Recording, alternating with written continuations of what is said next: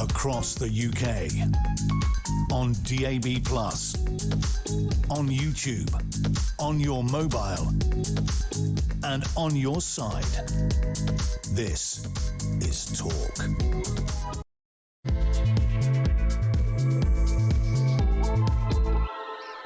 A child sex offender from Bangladesh has been called out by the court in Britain despite coming to the United Kingdom as a child. He has publicly been told that he lacked British moral values. Yes, that's absolutely right. He was allowed to go and spend his time in school. He was allowed to become an adult. And all of that time, he believed that young white girls were perfectly appropriate to be preyed upon as long as you were from the Islamic faith. This is somebody who was a danger to this country, but no doubt, even though he's been sentenced to 15 years in prison, and well done, Portsmouth Crown Court, for giving him the bare minimum that you could have done, which, by the way, I think is impressive. When he comes out of prison, no doubt he will be allowed to stay in the United Kingdom. No doubt the Human Rights Act will say that he has a right to family life. He might even have the right to say that he doesn't like the chicken nuggets back in Bangladesh. Perhaps he doesn't like... perhaps he has a cat. Do you remember that man who was able to stay in the United Kingdom? He'd run over a child, but was able to stay because his cat would be sad. This is the state of our country, where we no longer care whether people have any connection to the country at all. That he'd raped a 12-year-old girl and groomed a 9-year-old girl. Now, of course, he will say that in Islam, a 9-year-old is appropriate. I personally do not believe the Prophet Muhammad, peace be upon him, raped a 9-year-old, but there are people who say he did, and certainly the Quran claims he did, though I don't personally believe it. The reason I don't believe it is because this girl, Aisha, he was married to her for his entire life and was the daughter of his closest political ally, and they never had a child together, even when she got older. So I believe that they never had sex. But OK, fine. But there's many Muslims who believe that you have a right to have sex with a 9-year-old because of what the Quran tells you about what Muhammad did, and of course there are people who are going to follow that. This was in Worthing in West Sussex.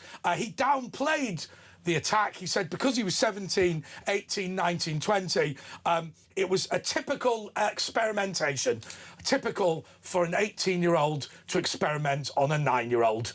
I leave you with that thought. Anyway, if you want to get in touch with us, 0344 499 1000. Look, the reality is, Asha, this is cultural enrichment, isn't it?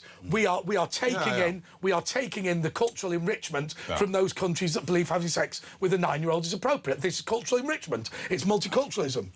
Yeah, I mean, we see it all the time. And also, what we see all the time is there's no hate crime here. There's no racial element, which of course there should be, because that aggravates it. In all these cases, this never happens, even though in a lot of them they call them white slags and this, and it's obviously because they're white. It is racially aggravated. So this is another two-tier thing. It reminds me of the story I think Maggie Oliver was saying about this girl who was. Well, a guy went to prison for about 3 years sexually assaulting her, but she'd been into hospital with him, pregnant with, they did the DNA, with Charles proving that he raped her, yet he didn't get done for rape. So they try and calm things down. It's interesting, Asher, because you have been probably in the British media the most consistent advocate for an end to the two-tier enforcement of racial aggravation, because there is no doubt these kids are being raped because they're white, they're being raped because they're non-Muslims, and yet, I mean, I'd get rid of all this racial aggravation rubbish, but if it exists, it's amazing how it can only ever go one way. And also, the other thing you never hear about now is honour killings. Have they suddenly stopped? I don't think they have. It's just they're not being covered. Somebody told me the way you do an honour killing is after you've killed her, set fire to Sari and say that she set fire using cooking.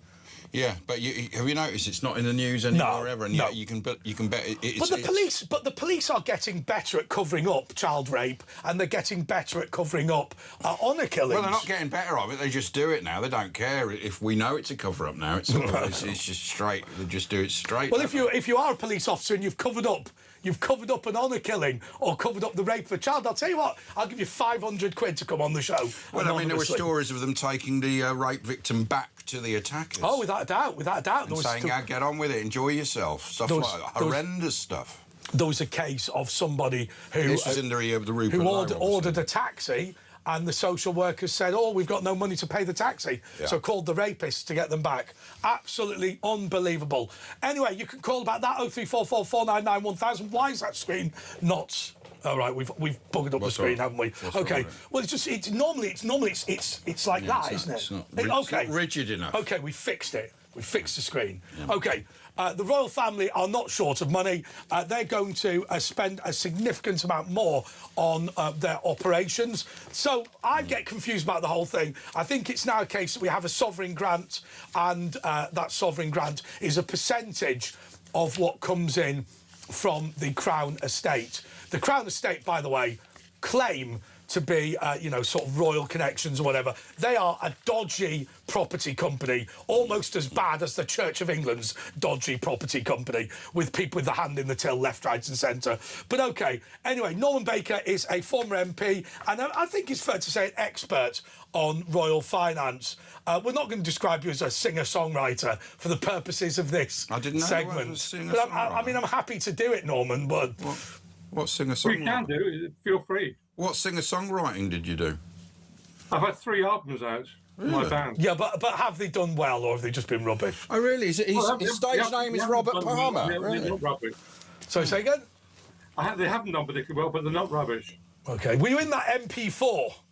No, they're kind of mid-Atlantic. I don't like that sort of music very much. Lemsip Nosepick, he does a lot of I've got to say, MP4 was the Member of Parliament band. It's reasonable to say that they weren't fantastic, were they? No, they weren't. No, my band was much better. Give it a listen. Reform. What do you play? Are you a drummer or...? No, I'm the lead singer, so it was singer-songwriter. So I used to stand in front and use percussion and stuff like that. But it was. You do have a bit of a look of Noel Gallagher, don't you? You have a look of Noel Gallagher look about you. But I'll tell you one thing that gets on my nerves, right? What was it? Which famous was it?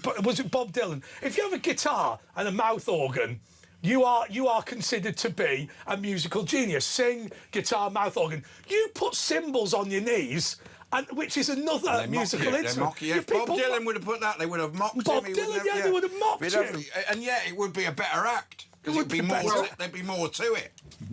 Just remember that Bob Dylan, an anagram of Bob Dylan's Andy Blob. That's how I always think of him. Right. I think it's unfair, because I think the guy with cymbals on his knees, in reality, has done even more than anybody else. More, yeah. But OK, Norman, this is a serious subject about the royal family and about royal financing. You do have a long-standing concern about what's going on. The King has announced more about his finances than any of his predecessors. Am I right in that, first of all? And secondly, what's your concern now? Don't swallow the spin from the palace, is the first thing I'd say to you. When Charles was Prince of Wales, he told us how much he was paying in tax at that point. So this is not a brand new thing. What happened was, when he came to the throne, he stopped telling us because William didn't want to tell us how much he was paying, so they both stopped. So what's happened is now William's been forced into an embarrassing U-turn to tell us how much he's paying. So that's the first thing about it. The second thing is he hasn't broken down how he's paying it, where the money's come from, how much he's claiming in expenses. So we know very little indeed, apart from one overall figure.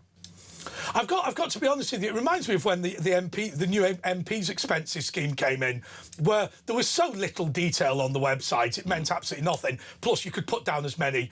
I'm sure you don't know this, but you could put down as many miles and get them to pay you as much as you wanted. My MP, the MP for Morecambe, became the 4th largest claimer in the country. He managed to put in expenses claims for driving when he wasn't even in the country, and it was all approved. But the reality is these public expenses are remarkably easy to get. Well, I mean, I have to say that I was the first MP to put down a freedom of information request about MP's expenses back in the day, 2005 it was, actually, put that request. You must have been popular. It was fought. I wasn't very popular, no. I was fought just in general by the House authorities. But, I did the right thing, actually, because we saw horrendous claims which were finally published for duck houses and moats. And but you can still do that as a member of Parliament now. All you have to do is. Oh, it's really it's much tighter now than it used to be. It's easy peasy. I mean, come Christmas, how many people buy iPads on the taxpayers' expense and just stick it through IPSA? Well, I'm not there anymore, but I understand that they're issued centrally from the. No, there's two ways of doing it. You can get one from PICT, or you can get one separately for your own office from the Independent Parliamentary Standards. You can't get duck houses anymore. You can. It's a lot better than it used to be. Honestly, it really is. Anyway, so what is the situation with the royal finances at the moment? I mean, I'm quite pleased to hear that King Prince Charles, as we like to call him on this show, is not moving back into Buckingham Palace. I think it's ludicrous to not open Buckingham Palace to the public, though we're not at that stage yet, are we? No, shall I tell you something which maybe your viewers and listeners don't know, is that, first of all, it's cost us, the taxpayer, about £360 million to refurbish Buckingham Palace. Yep. The first estimate was 50 million, by the way, 7 times higher than the original estimate. Well, that's pretty good compared to HS2. What they do, did the guy come around and go, well, that's going to cost you? I mean, what's so expensive? Well, exactly. HS2 is hardly a great comparison in a sense, because that's been a disaster. The second thing is, this is quite important for the public. When we pay for the refurbishment and we get visitors into Buckingham Palace now, the money from the ticket sales is private, apparently. It belongs to the King. So we pay the bills for the refurbishment, but the King keeps the money for tickets.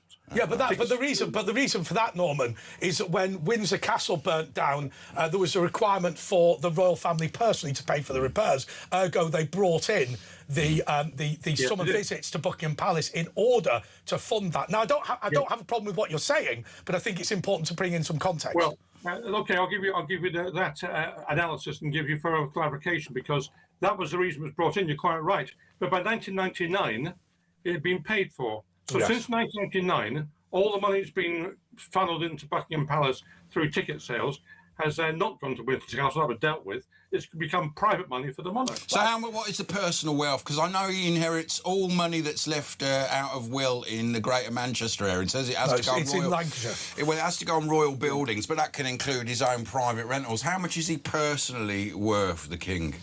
Well, the latest estimate is he's worth about £1.8 billion.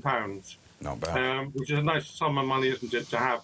The royal family was bankrupt in 1760, so the money that they've accumulated since 1760 has been as a consequence of over-generous handouts from the taxpayer, and secondly, exemptions from taxes that the rest of us all pay. You know, when his mum died, Queen Elizabeth died, and he inherited from her all her private possessions.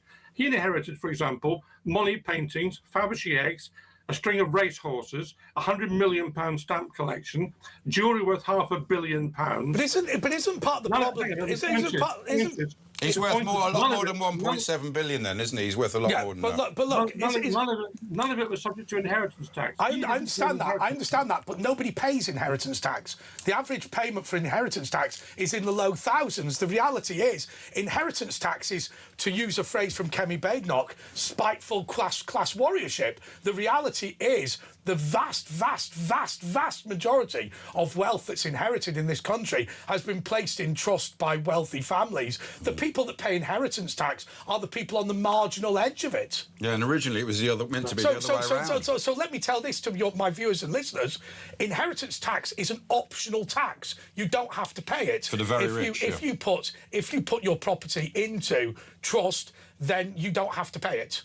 Yeah. And therefore it's become optional, and therefore all that happens is you get the odd person, 1 in 1,000, who didn't realise their house was worth quite as much as it was, and they end up paying £2,000. And the middle class pay the majority because they don't have the accountants and lawyers. Yeah, well, it's true that you need an accountant. I don't think it's optional. I think there are certain. It's entirely optional. It's entirely optional. You place Norman. Let's be serious on the point. It's entirely optional. If you walk into an accountant and say, so what you would do is you would say, this pair of glasses here, right? I do not want my child to inherit this. I want my child to inherit the benefit of wearing it, right? That would be the difference. One would be subject to inheritance tax. The other would not be subject to inheritance tax. Yeah. And then my child can say, I want my child to inherit the benefit of wearing these glasses.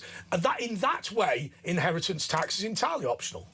Well, it depends. You see, if you die within 7 years, it's not. So there are ways That's around if you give the property away. If you put it in trust, that's not a trust. Well, we're getting a long way from all matters, but look, I mean, the fact of the matter is, it's not entirely optional. There's certainly a way to avoid it. But isn't the problem here, Norman? I mean, Charles paid zero, not low thousands. He paid zero. Norman, isn't the site? My concern about this is that, look, there are one group of people who are sort of lefty anti-monarchists, and another group of people who are right-winger pro-monarchists, and there's nobody who's kind of in the I like the monarchy but let's reform it sensibly category. Is that a fair assessment? No, I don't think so. I think there's a lot of people in the middle who I think, my assessment is that most people in the middle are happy to have a royal family, but they don't want one which is much cheaper and than the present one is, and secondly sticks to the rules and pays the taxes everybody else pays. They're very happy to have Charles and Camilla and William and Kate. Well, they don't want all the hangers-on and all the massive costs it goes without. And but when you say stick to rules, the rule is that they're exempt from inheritance tax. Well, yes, I think that's a wrong rule because no one else is exempt. But then they're sticking to the rules. I mean, with respect, well, you change the rules. No. Just from a pure debating point of view, you can't complain them not sticking to the rules when the rule says they shouldn't pay inheritance tax. And then when I say to you, but that is the rule, you go, well, I feel we should change the rules. I mean, they're either sticking to the rules or they're not sticking to the rules. Well, they stick I mean, ironically, if they paid inheritance tax when they're not required to, that would be not sticking to the rules. Well, I've set out very clearly in an article in the Mail the other day, along with Andrew Loney, the royal author, a list of changes that need to be made to make sure the royal family in this country, the monarchy, is modernised, is up to speed, and doesn't have the privilege exemptions that the present one does. Corporation tax. I know the Duchy of Cornwall has a corporation tax much lower than normal companies, doesn't it? Stuff like that. It's like a medieval, ancient charter that gives them exemption from corporation tax. Yeah. I mean, you asked about the Duchy of Lancaster a moment ago and the people who die. Yes, if you die intestate in the Duchy of Lancaster or in the Duchy of Cornwall, then the medieval arrangement is that your estate goes to the Duke of Lancaster, i.e. the King, or the Duke of Cornwall, i.e. William. The one thing that deeply worries me about this, and what I'm about to say, Norman, is I'm not accusing anyone of any wrongdoing, but what you have to remember with the dying intestate in Lancashire, it means that the Commander-in-Chief has a financial benefit associated with his own soldiers dying if those soldiers are from Lancashire. Now, I'm not saying that there is anything improper that's gone on, but I just think as a matter of propriety, that is a poor idea. Well, it's one of the changes that I want to see. I mean, it used to be the case that anyone in the country who died intestate, the money went to the king. That was abolished centuries ago, except in the two duchies.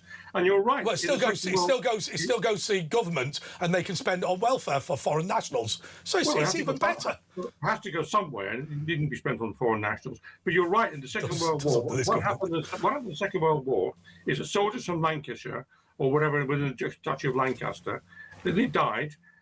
George VI got the money from those estates. That's quite wrong. And he did make a lot of money. Now, it's reasonable to say, I think it's fair to say that he wasn't fighting the war for that purpose. That would be silly. But I think if you were the CEO of Microsoft and you had a direct financial benefit with Microsoft computers blowing up, that would be an odd arrangement to have. I mean, Winston Churchill, he drop all income tax for the Queen. He was very fond of Queen Elizabeth II. He dropped it, and it was only brought back not that long ago.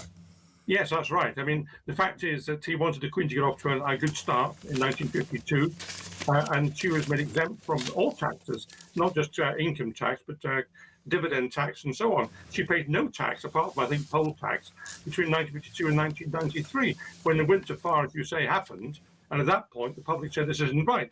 And the rules were changed at that particular point. But she had 40-odd years of free taxation.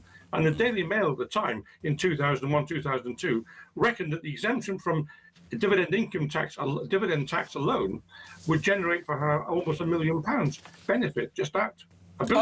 Just a matter of interest. On Buckingham Palace, Charles had considered getting rid of it completely. Of course, the big concern was that somebody like bluntly, a royal from the Islamic world would buy the Buckingham Palace and move into it. That was the concern. Probably not the whole thing. It would become more of a block of flats or whatever. But given that we're going to keep it, I have no problem with paying for the repairs because it counts the money from the Crown Estates anyway. But what do you see as the future of the building? Because I personally think the model is Windsor Castle, which is open to the public, and then those days when it needs to be used by the royal family, it closes down. Obviously, there's an additional burden with Buckingham Palace, and it's the headquarters of the monarchy of various countries, so there's a lot of offices and whatever. But my view is just open it to the public permanently. Yeah, just be very clear, the Crown Estate's a public body, it has been since 1760. Sure. So that is called the Crown Estate, is slightly misleading. But yes, I agree with you. But remember, when King William comes to the throne, he has to sign over the Crown Estate to the taxpayer, and he's not required to do that. If we didn't do that, there'd be a revolution. I understand that. Every monarch since 1760 has done so. And the Crown Estates, if you ask the Crown Estate themselves, they say they are not a Crown body. It's a misleading term. But on Buckingham Palace, you're right. I mean, we've paid £369 million for it. It should be open to the public. It should be open 12 months of the year to the public. And the money which is raised from ticket sales should go to the Treasury to offset the cost of the refurbishment. OK. Thank you. That is Norman Baker, former MP and singer-songwriter. 0344, that's not a very good one, not a successful one. 0344 499 1000, but it's the trying that counts. It's Andre and Ash. And we'll be back talking to Ariel Whitman, editor and reporter for The Globe and Western Spirit after this.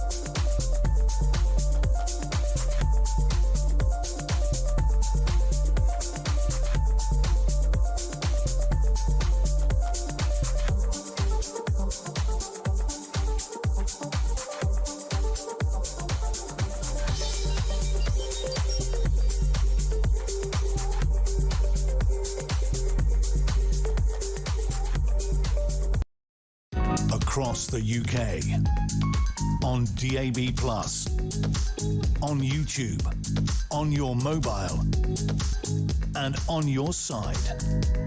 This is Talk. OK, well, forget the next segment. We're here with Ariel Whitman, who we were talking to a couple of weeks ago when you were in Israel, when the bombs were dropping, and now you're over for the art conference. Tell us about what it's been like in Israel recently. So we're in the... First of all, right now, the entire Israel is... 80% of Israelis love Trump, and now it's the 20% that like him. The rest hate him. It changed like that with the deal that he's... Why do you think that happened, man? Because we feel like... I'll tell you personally, I was 60-plus days going up and down the shelter with 3 kids, at 5 floors, 5 times a day. No lift? Sometimes lift, sometimes no, depending on the neighbors. Yeah. We don't like some of the neighbors, so that's besides. Some of them sued us. It's a whole story. What Israelis being argumentative? Exactly. With their neighbours? Yes. So I felt that after all that, After all that sacrifice by Israelis, businesses closed, kids out of school, kids traumatized by large explosions all over the place, to cut this type of deal that basically gives the Iranians everything they want. When you're on the, I'll give a football analogy, an American football, you're on the 1 yard line, you're about to kick the winning goal. We don't know what that means. Sorry, the British, you're It's about an to open goal. Open goal. And he's right in front. You kicked it out of the net. This is the third major US military defeat recently. We had Iraq, we had Afghanistan, and now we have Iran. It really worries me because if you look at American military defeats prior to that, what is there? Vietnam. I mean, the War of 1812, there's a knobbly bit of America, which is Canada. Yes. Right? That line is America's hat. That's what we call it. That line is not completely straight, right? But anyway, but this is different. They're coming thick and fast now. That's what worries me. Well, but this is different. No one was calling for American ground troops to go into Iran. No one was calling for mass-scale invasion into Iran. President Trump and the administration stopped Israel for doing what it is suggested doing. For example, and what did Israel suggest doing? For example, to arm the Kurds in northern Iran to come in with weapons that they were going to supply that were taken from Hamas and Hezbollah. We're going to give to the Kurds. We now know that Erdogan pressured Trump to cancel the deal and to tell Israel back off. I have to say to you, Turkey has been a malicious force when it comes to Kurdistan for quite a significant amount of time because, you know, we can watch on programmes all day people saying George W. Bush backed down. George W. Bush was well up for the Kurds attacking Saddam Hussein in what was it, 1990, 91, whenever the second Gulf War was. The first Gulf War was. It was the Turks that told him not to. Yes. And now we see that again. And by the way, we're talking with Ash, the Israeli government... By the way, they're not even our allies in any meaningful sense. No, they're Islamist haters. Of course they are. And on Sunday, the Israeli government will officially recognize the Armenian genocide. Oh, well done. This is a direct response to Erdogan threatening to invade Jerusalem. He literally has said that in the past few days. And this comes at the same time that the Trump administration will approve sale of F-35 jets to Turkey, probably within the next few days. Because it's amazing. It's amazing. My family, when we went over to Cyprus, were slightly bemused by brandy. Yes. Right. Why is it that Cypriots, Armenians, and people in Israel drink brandy and whatever? The reality is, it's because all of this was a Christian territory, and they were French, right? So a lot of them were, and they have that. Now what you have is you have these little pockets like Armenia where they maintain those Christian traditions, like drinking brandy in the middle of a sea of Islam. By the way, we talk a lot about in the media about the Israeli occupation. There literally is a Turkish occupation in half of Cyprus. And I remember the Irish foreign minister, not too long ago, I forgot her name, who cares? She was in the... I was about to be rude then. Let's not make up a name. So she was... Sheila O'Donnell. Whoever she is. She was in the Turkish Cyprus in some conference, and she's taking an X video, and she says, "We told our Israeli counterparts we're against the..." You're literally sitting in an occupied territory. It is a remarkably hypocritical thing because, look, Cyprus is not considered the Middle East, but let's be honest, it basically is, right? And down the road, isn't it? Down the road. And so, well, it's near to Middle Eastern countries than it is to other countries. It's only a ferry away, right? So, but what of course happened in 1974? There was the invasion of the northern half by Turkey. It claims it's an independent country. It's not the Turkish Republic of Northern Cyprus. The Greek side, as we call it, is an independent country. It is not ruled by Greece. Right. And you do think it's amazing, isn't it? You've got, as I see it, young men from the Israeli Defense Force and young women, as we said, running into Gaza, you know... And Lebanon, nervous, worried, doing their best to try and do something to save the people of these countries from a dictatorial terrorist government, and they're getting criticised, whereas next door you've got an Islam... And you cannot get away from the fact that the reason that the Cyprus occupation is acceptable and what Israel does in Gaza is not acceptable is because one of them is a Muslim nation. And one is a Jewish What nation. is going on? Because we know Lebanon will continue because Hezbollah are firing and people can't live in the north, so that's ridiculous with the ceasefire. But it's all gone quiet in Gaza, and it seems that Hamas have just retaken over Gaza. So what's the situation in Gaza? Well, there's supposed to be a protest tomorrow against Hamas in Gaza, and the Hamas are really trying to tamp it down, but there are a lot behind the scenes of things, for example, these mafia groups, these mobs that are arming. The other clans in Gaza. Exactly. That's what they're arming. Israel are arming basically the other clans. Well, Israel isn't saying it. I wonder who's giving them the weapons between you and me. Because it's like basically massive families. Yes. Because they marry within the family, and so these clans become thousands of people, very powerful groups. Even in Israel, in the Bedouin South, where I was a journalist, I wrote a lot about the Bedouins in the South. You literally have families with like 20,000 people in the same family. So the father has like 4 wives. I've been to Dublin as well. The father has like 4 wives, and each of the wives has 10 kids, and then they do the math. I mean, thousands. Anyway, look, Ariel Whitman's here. He's going to stay with us for the whole hour, so that's going to be great. 20 wives, my God. Wives, my God, thank God I'm a Christian. What would you do with 20 wives? 0344 499 1000. We'll take your calls after midnight. We're going through the paper next, but currently it's Ariel Whitman on tour with Andre Natchback after this. 20.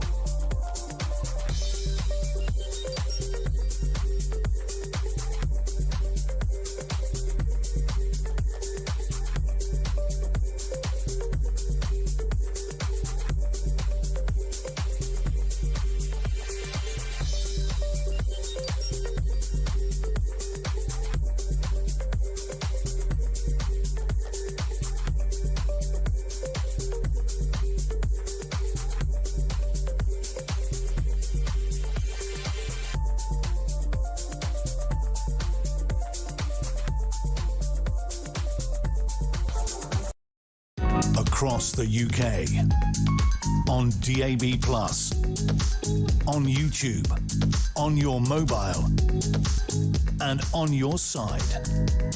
This is Talk. So we're joined by Ariel Whitman, who is the editor and a reporter for... he's the editor of Reporter for Globes. Right, okay. The op-ed editor. Okay. And Western Spirit podcast. Yeah, that's my podcast. Right. Ash was on my podcast. Yeah, you have to do it. With Douglas Murray. You've had Douglas Murray, Ben Shapiro. My favourite Douglas Murray thing ever was when he was in Israel and the missiles were landing, then he was ducking. You think, don't duck. It's not going to make any difference. Although they tell you to lay down on the floor and block your head. I think laying down and putting your hands over the back of your head is reasonable. Yes. I mean, ducking is not going to... And he's looking. It's a natural instinct. Yeah. But let me ask you this, because it's something that has been debated recently, and I don't know the answer. So obviously, there is a great desire now in Beirut to rid Lebanon of Hezbollah, and the likelihood of the Lebanese army being able to do it is relatively low. Relatively, it's like zero. Yeah. Okay. They're a country, and I'm literally stealing this from other commentators, where they say it's a country where the government just isn't strong enough to have much impact beyond perhaps Beirut and the bits around Beirut. Ergo, there has been some talk that for the first time in history, the IDF will link up with the Lebanese army and attempt at least to help them in some way. How realistic is that, or is that just a Western pipe dream? Well, I would just say that the American administration is talking with two voices. You have the Vance wing that's saying Israel and Lebanon have nothing to do with Lebanon. We're talking with the Iranians about how to calm Lebanon down. At the same time, you have Rubio meeting with the Lebanese and Israeli ambassadors to the U.S. to try to get some sort of a deal between the two countries. So just to be clear on that, weird messaging.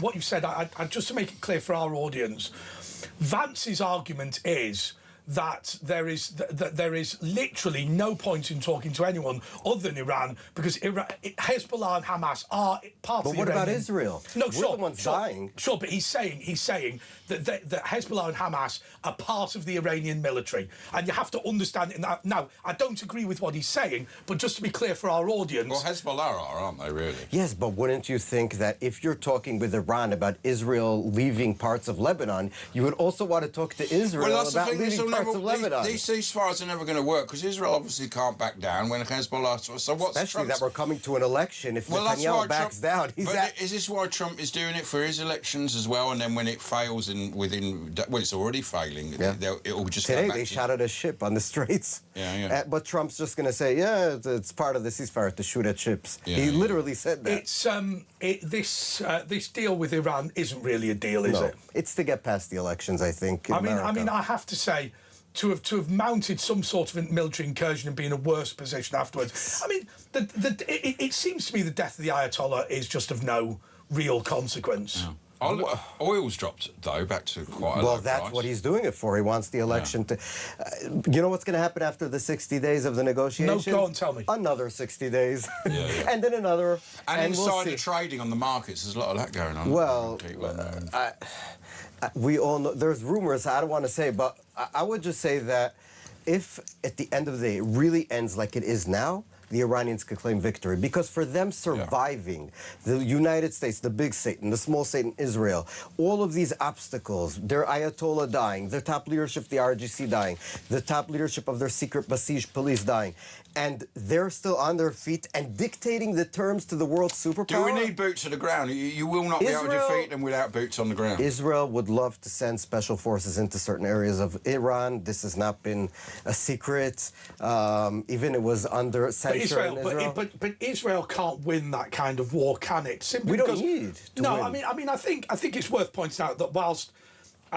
Israel is a militarily strong country, but it's heavily reliant on technology. And when you come to a place like Iran, the sheer size of it and the volume of people that would fight back mean that it just doesn't lend itself well to a war with Israel. I agree, but we do not need to invade Iran and take it over. We need to take their strongholds, the leaders. We need to destroy their economy, which we were on the way to do. Yeah. This is why it's so weird. We were on the way to do. They were losing hundreds of millions. With the oil wells shutting down. Everything they were going to need to, ships were just running around with oil that they couldn't get rid of. The oil wells were about to be blocked because they had nothing to do with And you can't just restart them. Exactly. So And America gave them... Miliband quite rightly works out. Oh, yeah. And America basically gave them life. And it's to say that it's probably because the elections that are coming up and Trump needs to... The crazies are running the Democratic Party. I'm from New York. We just had primaries on Tuesday. Zoran Mamdani's candidates, all self-acclaimed socialist/communists, won. Israel was one of the main issues that brought people to the polls. Why is it that they're so obsessed? Because I think to myself, look, I understand that I could be an Islamic racist, or indeed a Christian racist, or indeed a Jew. Okay, fine, but. If you were very, very concerned about the oppression of people, you'd be very concerned about the banning of Christianity in China. You'd be very concerned about the genocide against Christians in Nigeria. Sudan. You'd be very concerned about the fact that more Christians have died in Syria than anyone has died in any of the recent military conflicts with Israel. They're not interested, though, are they? And it amazes me, this idea that... Islam and socialism are natural bedfellows, because, and I was reading some of the old reports from, I think, the New York Times or whatever, about, if Iran falls, the Ayatollah Khomeini, right, then this will be a new system of government, communism mixed with Islam, and he just shot him. Yeah, exactly. And that's what happened. But what is the fascination with the political left? I think the common denominator is that they all hate the West and they want to tear it down. They want to tear down America. They want to tear down the UK. They want to obviously tear down Israel. It's just an excuse, I think, for the general. They really hate what we all stand for, which is... If there was going to be, if they... I saw somebody who said that what they want to do was abolish Israel and all sides would come together in a peace conference. Yes. And I said, no. What would happen? With gay marriage and abortion for all. what would happen is those Jews we couldn't get off the beach to Cyprus would be beheaded. That is what would happen, right? In reality, or somebody would press a red button in a bunker under Jerusalem. But the reality is, what would actually happen is this: if there was a mass genocide against Jewish people because of the abolition of Israel, these same commentators in New York and London would go, "Oops." Exactly what they did when Iran fell to the Islamic Republic. Right. Well, I think the Islamists have a plan of what will happen after the West falls. Yes. The leftists, the communists, they literally, I think, don't think 2 steps ahead. No. They will be the first ones to be killed. Yes. Because they'll be the closest to them. Like you said, in Iran. That's the lessons in history. That's what happens. As I've always said, Zach Polanski will be thanked before he gets a bullet through the brain. He'll be personally thanked. I really don't. I would just say about the gays for Palestine, that thing. I literally have friends in Israel that go and work and save gay Palestinians from the West Bank, Judea and Samaria. It's not they claim just asylum in Israel. Yeah, it's not just that the authorities are after them. It's their own families, their own culture, their It'll own be honor killing tribe. for any man. 100%. So they talk to Israeli Jews or Israeli Arabs as well, and they basically rescue them from the Palestinian villages, bring them to areas in Tel Aviv, and they're in hiding and all this. So when you hear someone here, it goes like, I'm pro gay rights, but also for Palestinian freedom. What do you think a Palestinian state, if and when it will be established, will be on gay rights? Yeah. What do you think it will be on Christian rights? They've not got a good record. I'll say Bethlehem was like 80% Christian before the Oslo Accord. Now it's only 10%. Where have they all Bethlehem, gone? Where have they gone? Where have they gone? They've either been killed or whatever, or they've all ran away to Western countries where you have Palestinian Christians in UK, in America. But the reality is, and I'm sorry to be brutal about this, we and I'm not talking about us three, I'm talking about the West. We don't care. We support the genocide of Christians by turning a blind eye to it. We support the Islamification of countries like Lebanon. Lebanon used to be a majority Christian country. Aren't you being Islamified here? Yes, yes. Yeah, but we're not. We don't realise. Yeah, but what we have is what David Starkey calls the Islamic tribal areas. Now, I would say my argument, and people will be angry about this, I felt that the Maccabi Tel Aviv, Aston Villa, was the first time an Islamic tribal area in Britain had enforced its own immigration policy. Yes. Which was to say, look, so what they say is, you have to understand, we are a Muslim area, we need a different type of policing. We need a different type of court system. We need a different type of legal system. We need, and now they're saying, look, we have a different immigration policy. That is to say, we don't have a problem with Jews. Well, we do, but fundamentally, they're not allowed to come into this Islamic tribal area. Now, he didn't like this because he's from Birmingham. I personally would have shut Villa Park and moved it. I would have said, right, even if whether it was for one night or permanently, I'd just say, right, I'm sorry, we're not accepting this. But the reality is, I see a greater level of sovereignty being handed to the tribal areas, and the reality is. And my viewers, my viewers and listeners may not like this, but there will come a point when there will be calls for a 2-state solution in Britain. Of course there will. So, but you know what's weird about the whole Maccabi thing is that in Israel no one talked about it. Like no one cares. Yeah. Because it's like a natural occurrence. You have museums that say no Israeli artists are allowed, and the Paris, the French weapons thing kicked out the Israeli companies. But then you realize actually they're buying the Israeli weapons without telling their people because they need the technology. But they're all being thrown out of places. The other thing is, when I went to Israel, we met with one of the diplomats in the ambassador's house. Rather than at the embassy. They probably didn't want the British embassy? Yeah. And they made the point that whether you like it or not, Britain and Israel are not bosom buddies. They don't work closely on a huge number of things.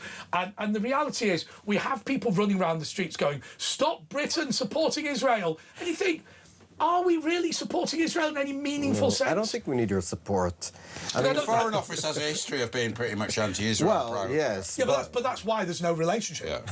But what support do you give us except for like... Yeah. We don't. We haven't really got much anymore. The £45 million annual military export... I need to be clear with people. Anything that is used by the military is a military export. Right. So that could be socks. Napkins. Yeah, it could be napkins. But we buy a lot more off Israel than they do from us. But the point being this: if what I think it is, then it's going to be high-quality bolts used in things like F-35s and things like that. We could get it from somewhere else. Which will be bought from somewhere else. Yeah, but what I think what people have in their minds is machine guns and things like that, and that is not. But you guys don't have it for yourselves. Yeah, I mean, we just with the Iran war, I remember they were looking for the ship. You guys have one ship that could have gone there, but it was in maintenance. It's half broken, yeah. So I mean, we have lots of ships. You guys could use our ships if we need to. I mean, I was actually very sad. It is a sad thing that the British Empire has one ship that happens to be also broken. It's interesting. I've got Jewish friends of mine who said to me, we're going to go to Israel when Britain falls. Where are you going? Something to think about during the break. Back in a moment. Yes.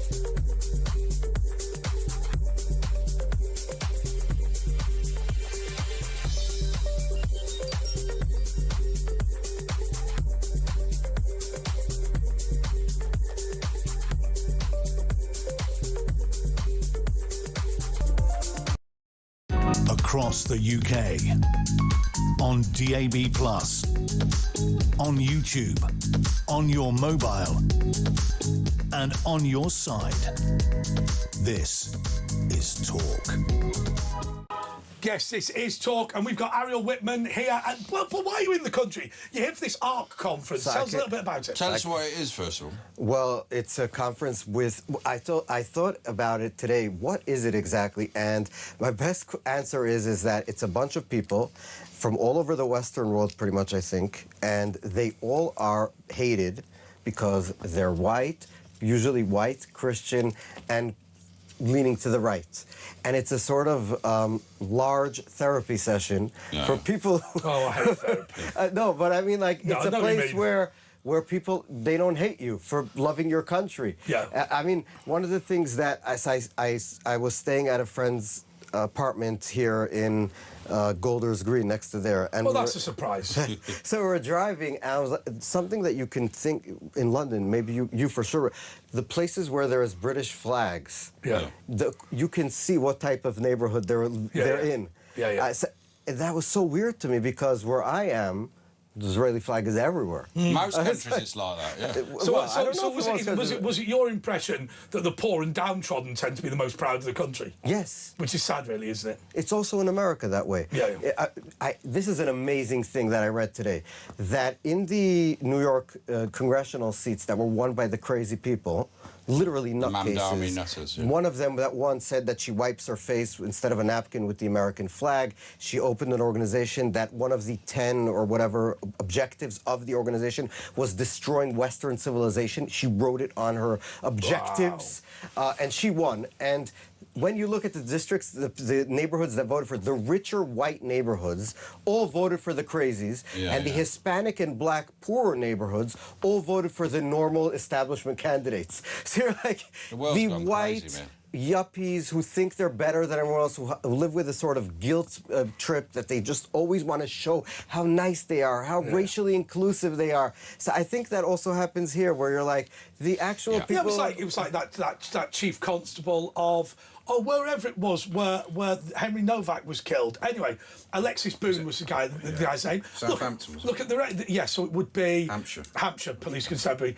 And look, what he wants to be is a white middle class posh boy who runs the organisation, and then to simply boot the ladder of opportunity out of the way for everyone else who's white, in order to prove how committed he is to racial harmony. Anyway, we've got a clip from ARC, so let's play it right about now. So, firstly, what is your name? My name is Avi Abelo. And what do you do? I have an educational media nonprofit organization educating people all over the world from Israel on how the Jewish state of Israel right now, we are the front line of the whole faith-based, freedom-loving world against what is called the Red-Green Jihadi Alliance, out to really destroy and overtake and destroy Western society as we know it. And what we're experiencing in Israel, where the frontline militant Islam is killing us every single day, we also have the whole progressive left, red agenda trying to destroy our society the same as in every single other Western country. And it's helping people understand what's going on in Israel via that lens to better comprehend and also be inspired, because we're winning. What do you think is the solution for the West to fight against that? First of all, everyone has to understand what we're experiencing is a spiritual war. The progressive agenda is a communist socialist agenda that was developed by the Soviet Union, KGB, decades ago. Anyone can just Google Yuri Bezmenov. He was a KGB defector. He was on YouTube, defected to the United States. You could find him being interviewed.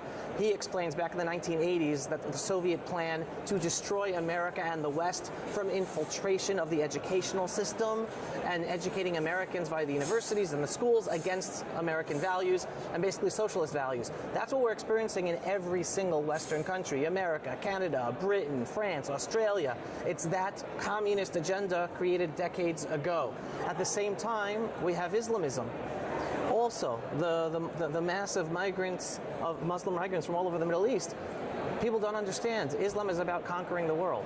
There are some wonderful Muslims out there, but the basis of Islam, their calendar begins with the Hijrah. What's the Hijrah? The Hijrah was the first conquest, infiltration of Medina. That's what's happening across the West. And the progressive left is working together with Islamists to destroy each and every one of our countries. The only country surviving today is Israel, because we are strengthening our identity, strengthening our faith in God, and we understand the enemy we're up against. Only when you strengthen your identity, know the enemy and their motivations, then can you succeed and overcome it. We're still in the midst of this war, but faith is growing, national identity is growing. We are literally fighting this jihadist agenda against us, and we're the template for every single Western nation that wants to save themselves. And that was a man talking at the ARC conference. Yeah. So who is that man? His name is Avi Abelo. He's a nice guy. But he's just a bloke that was there. No, he has a blog and an organization. He has a blog. Who were the big names that were there, and what were they saying? So there was the two prime ministers from Australia, Tony Abbott and Scott Morrison. There was Arthur Brooks from Harvard. Ayan Hirsi Ali. I saw him today, and he was on Piers Morgan. Yeah, he's really good. He's a good man. Ayan Hirsi Ali was there. She's amazing. Ayan was on my podcast twice. Was Jordan Peterson there? It's his thing, isn't it? No, he's sick. He's very sick. Oh, dear. Oh, no. I heard he was not well. Yeah. Well, Douglas Murray, he's gone quiet, hasn't he? Yes. He's laying low a Douglas bit. Murray is avoiding coming to the UK because he's afraid of being arrested. But he's also avoiding media in America. Why? We don't see him. I think he's been overexposed, and he's probably because look on YouTube. He I've does got a new really book out. nothing. I've got to keep. He's probably his PR man says you're in too much. For the next book, he's add waiting. a bit of mystery. You know what I mean? Yeah. Okay. So James is here from Surrey. James, you are through to Ariel. James. Come on, James. James. James. All right, James, you've been biffed. OK, get him off. Get rid of him. He can phone later. Not interested. James. Do you know what they all do? You know what they all do? They continue watching on the TV. Right. And then, you know how many times you go, don't put your TV on at the same time as listening on the phone. OK, tell us what's going to happen with this whole thing in Israel and what's going to happen with the whole thing with Iran. And also tell us about the UK when we were last here, how it's changed. I was never here before. Oh, well, then it's must have changed, yeah. The question was destroyed. But we're having an election in Israel in October. Prime Minister Netanyahu is probably facing the biggest challenge of his political life. After October 7th... He's got the war going on at the moment, so they're behind him. Right, OK, we've now got Alistair from Warwickshire, who apparently is James from Surrey. Alistair! Here we go, come on, come on. Hi there. Alistair, you're Good through. evening, everyone. Hi. Good evening. Evening. Come on. I'd just like to ask a question to the gentleman that's from the ARC conference. Yes.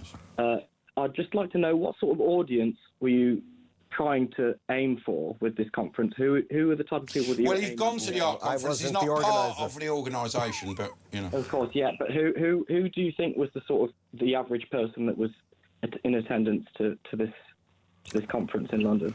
So like I said, I think most people came for trying to find common ground with other people that agree with them, between like minds, and to promote, try to.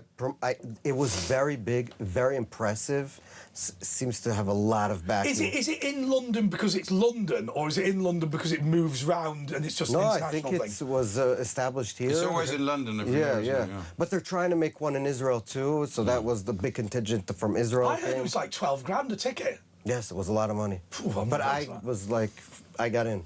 Yeah, I paid for the flight, not for the ticket. But I mean, your story's interesting. How you ended up in Israel? You came from a very religious family in Brooklyn, and you went to Israel, and you didn't have the money to get back, and ended up having to live there. That sounds so bad. But that's what happened. I was born you in were 16. I was born in a Hasidic family in Brooklyn, New York. Yeah. Which means what? All the gear, the hats and all the gear, the hat, the jacket, the beard, the whole uniform. So you went to Israel, and then you go, oh, I'm skinned. So I was thrown out of like all this religious schools in New York. So my mom was like, go to Israel, no one knows you. They'll accept you.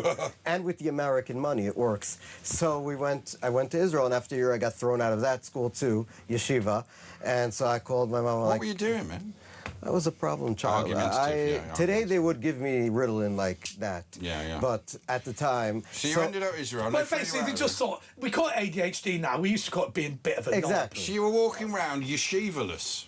I was living at a friend's apartment at the age of 15, working odd jobs, cleaning stuff, waiting tables. Yeah. It's terrible, man. It's not terrible. It's nice weather. I'm so happy that I was thrown out of that world, because if I wasn't, I would be with like 30 kids without a job and without an education. In Brooklyn, Well, and Mamdani, under Mamdani now. No, even in Israel. In Israel, our big problem in the next election will be, the October 7th and the responsibility of Netanyahu, but mostly the ultra-Orthodox and Israeli society. They won't join the army. But even more than that, they won't work, and they won't study, and they have the most kids. And they're most on welfare than any other. They literally... What is their plan, though? What is their plan? Yeah. To milk the system until it collapses, basically. Why do they want to do that? Because it's easier to live that way, and I think they believe that God will save them. Look, we've got 30 seconds left. Any final thoughts before you're heading back to Israel tomorrow? Heading back to Israel tomorrow, and I enjoyed my time here. You've enjoyed it? I saw an El Al plane fly over Windsor. That was Ariel. No. It was nice. I'll be flying out over... I don't know, over Windsor. What do you think the future of Europe is in 20 seconds, please, Ariel? Very sad and dark. Yeah. I think so. We'll get out looks of it. like Maybe in a couple hundred years we can get out of it. Ash, you have place in Israel. I don't know where you'll go. But can I be totally? It can come out. Can I be totally honest with you? And it's a sad thing to say. It is a discussion my family's having about where to leave. Maybe come to if America. the country falls to Islam. You can declare asylum in Israel. You can declare asylum. Yeah. Well, I have a friend. Well. Have you? Ariel's got a friend. We'll catch up more on that next time. But nice to see you over here. That's Ariel Whitman. Seb Salek after the break, so make sure you're here after the news.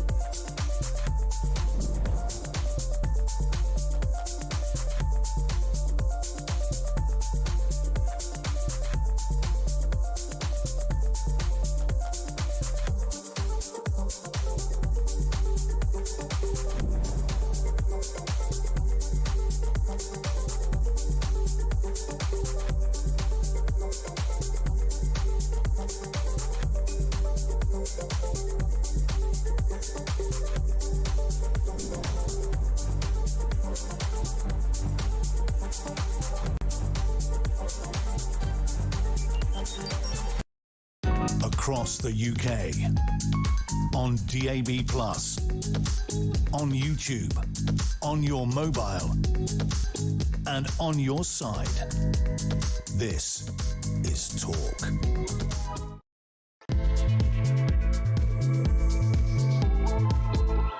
Yes, this is a press preview with Andre Walker, Asher Gould and Sebastian Salek. And Sebastian Salek, councillor, it's your first time here. Very good to be here, in the flesh. You are lightly clothed today. I am, yes. I'm taking the very sensible measure of not wearing much because it's been rather hot. Yeah, indeed. Are you still a councillor? No, I wrapped that up in May. Yeah. But was until very recently a councillor. OK. Let me ask you, before we start anything else, Rachel Reeves, she's decided to back Andy, but why do they all have that Mockney accent? The Mockney accent? You know the lefties, they always sort of talk like that. I'm a student and I campaigned against racism. Why do they sound like that? Yeah. I don't know, it's not what I've come across. You've got the SNP woman, she's under fire for her accent, isn't she? Yeah. Yeah, she became Scottish, didn't she? Yeah. Absolutely. Incredible. When she needed to be. Do you remember that woman in America who was white and she claimed to be black? Yeah. Why shouldn't she be able to, you know? No, she was trans. She wants She was trans. Yeah. OK, so Andy Burnham, professional nice guy, Andy Burnham, in his acceptance speech, didn't even slag off reform, kept going on and on and on about, you know, this divisive politics coming over from America. And you think, yeah, he's just a professional nice guy. Can he turn this government round? Well, let's see. I mean, he's been reformed once. That's something to cling on to, isn't it? I mean, in the Labour Party, people wanted to get rid of Starmer? That's why. I think there was an element of that, yeah. But let's see if he can repeat that at a general election. I mean, look, he's got a horrible task, hasn't he? Yes. Every time a new prime minister comes in, I don't know if you get this. A little part of me is a tiny bit jealous, and you think, oh, it would be fun, wouldn't it, just to have a crack at that? And it's the first time I haven't felt that. But he's not been voted in, has he? He hasn't been voted in. He's not the Prime Minister yet. He wouldn't be voted in if he did become Prime Minister. I think the problem that he's got is this, that they've completely run out of money. But I think the other problem is this. If you watch Prime Minister's Question Time from, say, 20 years ago, people will stand up and go, would the Prime Minister be willing to meet with me to discuss blah-de-blah-de-blah, the usual fare? Now you hear much more. Would the Prime Minister be willing to lobby Environment England, the Environment Agency? Would the Prime Minister be willing to lobby the Natural England? Would the Prime Minister be willing to lobby and all of these Network Rail and all? And you think, and you know, I don't want to criticise your party too much. Tony Blair's strategy of ensuring that whichever way you vote, nothing changes is now the catastrophic problem, isn't it? Everything is run by executive agency. Everything is run by quangos. And the Prime Minister has some influence over the British government, but isn't fundamentally running it. Is that a fair criticism? I mean, there are a lot of quangos. I don't get the sense personally that quangos are running my life or are responsible for large parts of it. I do. That's how they want you to think. It's working. There's paperwork on paperwork. What aspect of your life do you feel like is run by quangos? All the net zero costs. I personally feel like when I was a child, there was a government, and now I'm ruled. Yeah, the climate change committee. You feel like everywhere you go, there's a rule for it with one other government inspector looking at it. I mean, give the example. The College of Policing. Give you an example. The Bank of England. College of Policing is just racist. But OK. But if you look at, say, as an example, the £100 million back tunnel, an example.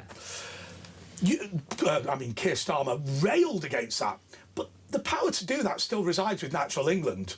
It's not like anything has changed. And what I feel like now is the way government works is extremist organisations, and I mean extremists as in they're obsessives. Right. So Natural England's obsessed with squirrels or whatever it is. Yeah. And then you've got the Environment Agency obsessed with not killing the fish. Then you've got English Waterways obsessed with beavers. And what they all do is just basically fight it all out behind the scenes. And you get the impression that just millions and millions and millions is squandered on this. I mean, it's an example. I mean, a great example was I knew a guy who he building a house, and they said if you find anything subterranean, phone up the architecture panel, and sorry, not the architecture, the archaeology, and the archaeological panel. They come in at £400 a day. Tony Robertson, you get Tony Robertson around. Sort of 6 years there with their dusters and whatever. Yeah.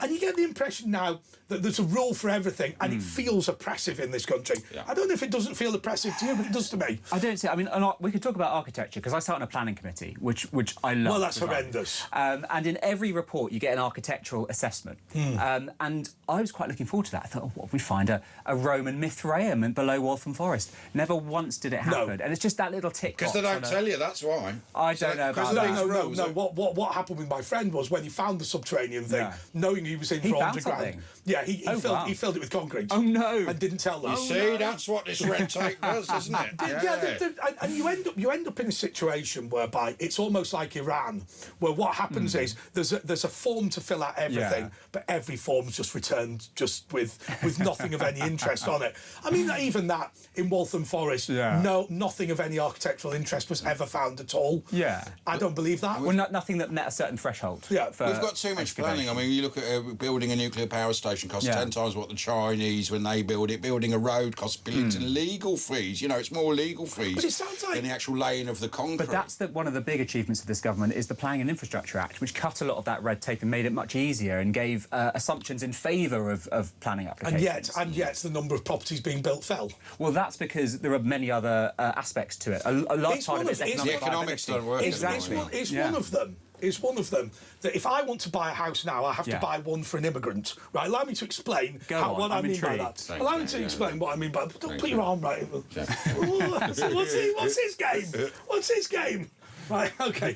So Rachel Reeves comes out and she says, what we're going to do is have a 40% social housing target. Now, let's just do the basic math. Let's call it 50-50. It's not 50-50. It's 60-40. So that means if I buy a house, effectively I have to buy two, don't I? Because one of them has to go subsidised, heavily subsidised, to somebody who's on the housing list. Now, I discovered something in London.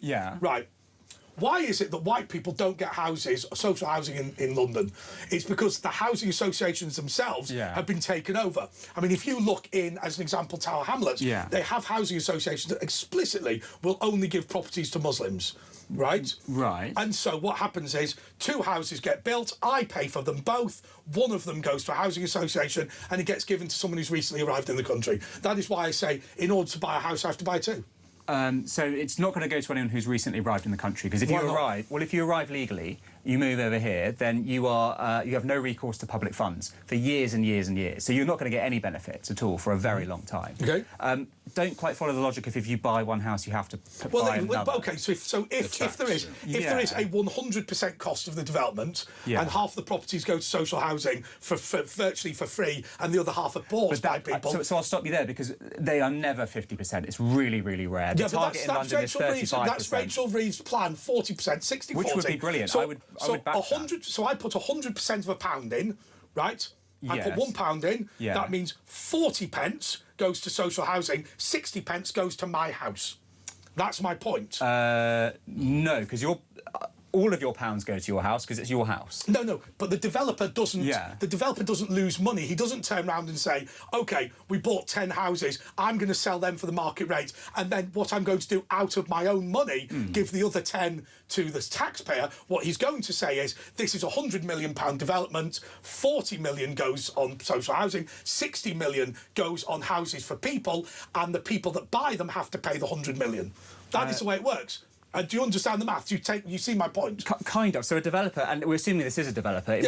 So just to be clear, once again, £100 million development. In order to make the development £100 million, the people that buy houses have to pay the £100 million. But if a developer of that £100 million, 60 million goes to their houses that they get, and 40 million goes to houses that are given away. But remember, if a developer has acquired some land and they've built a development on that land, that is not public money that's going towards that. In fact, it's the opposite, because a developer will pay towards the local authority. Money. No, it's not your money. It's my money. No, it's the developer's money. No, because the developer has no money. The developer, when the developer builds £100 million, this is the problem with the Labour Party. When the developer builds £100 million development, the people buying the houses are giving him the £100 million. It's not the developer's money; it's the people that buy the houses' money. So then what happens is 40 million of that goes to giving houses to migrants, and 60% goes to all those people who bought the houses. So what happens is very simply this: if I buy a house for myself, it costs me 100% of a pound, right? But 40% of it has to go to somebody else. So in practice, there are two houses bought, I buy them both, and somebody gets one for free. No, it doesn't work like that. Why not? Okay, so... Because when you're talking about developer money, it's not developer money, it's people buying the houses. You have to buy that. Let's start from the beginning. Right, no. So you get 100 hang on a second. What doesn't happen here, what you think happens here, is a big developer comes along and goes, we are going to give out of our profits these houses to the government. It's not the way it works. The way it actually works is I buy a house and I have to ensure that that development is profitable. And the way I ensure that development is profitable is to 1, buy my house, 2, buy somebody else's house, and 3, ensure they have a profit on top. Does that make sense, doesn't it? Yeah, I know. I mean, but at the end of the day, we're paying tax for migrants anyway, whatever way you look at it. It's 2 houses. You know, you have to buy them both. And what you're going to say is, but developers have to do it. They do have to do it, and they have to pay money to the local authority for things like building roads. It's not their money. It's money paid by the people buying the houses. Well, yes, this is all the private market. That's exactly right. But I can buy, I don't know, a chocolate bar off you, and you can go and use that money to buy a gun. That doesn't mean that I've bought a gun. It's similar to saying, in order to buy a chocolate bar from Mr. Patel's shop, you have to have a 40% requirement on social housing. So what happens is, you come in and you buy a chocolate bar, and I lop off 40% of it and give it to migrants. Give it to a migrant. That's how it works. Fruit and nut. The reason is your argument works if the money is taken out of developer profit. The problem is there's a viability assessment. It's people buying the houses that have to pay. The developer doesn't lose money. Hang on. Can I stop you there? Market value, wouldn't it? Are you telling me that if suddenly that requirement went away, that houses would be cheaper? Yes. Why? Because you would no longer have to pay for the social housing contingent. So in what bizarrely altruistic alternative universe would a developer say, we're just going to give you a discount and we'll just explain that to our shareholders and they'll be fine with it? Okay, but conversely, what you're saying is that that developers would have no imperative whatsoever, no impetus whatsoever to cut the price of their properties, knowing that 40% of the development cost has now disappeared coming from? Well, it's Rachel Reeve's 40% target. Okay, got you. Right? Got you. So 40, which is incredibly ambitious. Okay. Incredibly ambitious. All right, let's call it a third. So what you do is you say, okay, well now properties cost a third less to build because you now no longer have to build that social housing contingent, or you can sell that social housing contingent. That's not how it works. You get economies of scale. You pay a vast amount to acquire the land. Just to be clear, Sebastian, you believe that if 10 houses are built and 4 of them are given to the state, it is the developer that carries the cost of that, not the people that bought the 10 houses. So to start with, the 6 houses. To start with, they're not given to the state. They're usually acquired by a housing association. A housing association. It's almost certainly racist, by the way. Who is whether or not they're racist, whether or not the housing association in question is racist, they are a non-profit that is not state-owned.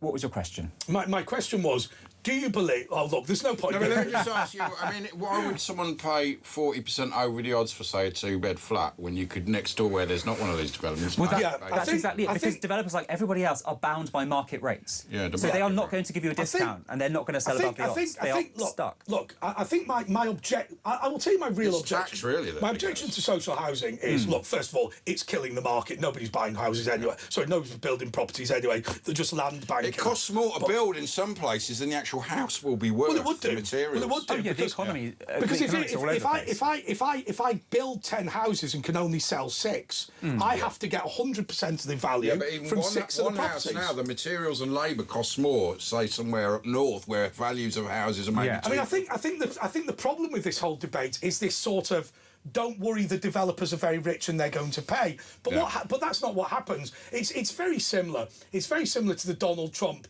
let's put tariffs on phones because Huawei will pay. Well, Huawei don't pay the tariff. And the person that buys the phone pays the tariff. Developers aren't building buildings, are they? They're not building houses at the moment. Well, no, they're not. And the kind of houses they're building are changing as well. There's a lot of built to rent has gone away. It's a lot of student housing now because that's efficient to build. You can charge a lot for it. But no, I don't buy this idea that we should... Why did you leave Waltham Forest Council? What did I leave? Did you get beat? No, well, my seat didn't get re-elected, but no. Did you leg it? I legged it because I'm going to try and start a family in the next 4 years. Okay. My partner's a musician, so she works now, essentially, and so it just wouldn't have worked out. Well, like, literally, she's strumming away now? She finished strumming earlier. What's her band called? She's a viola player, but she does a lot of freelance stuff. She plays a bit in the West End. Classical sort of music. Bit of classical, bit of pop. Is it very easy to make a living as a viola player these days? No, it's as hard as it always has been. Is she a session musician at She does a bit of session, yeah. All right, so that's quite good. Anyway, look, that was interesting, but we're going to come back back more with this. It's Andre Nash. No, we're not going to do more of the mathematics. We're going to talk more about cellos and violas and the papers. We're willing to talk about the news. More of the mathematics will not be happening. Cello stories, 0344 499 1000. Back Play the cello. This.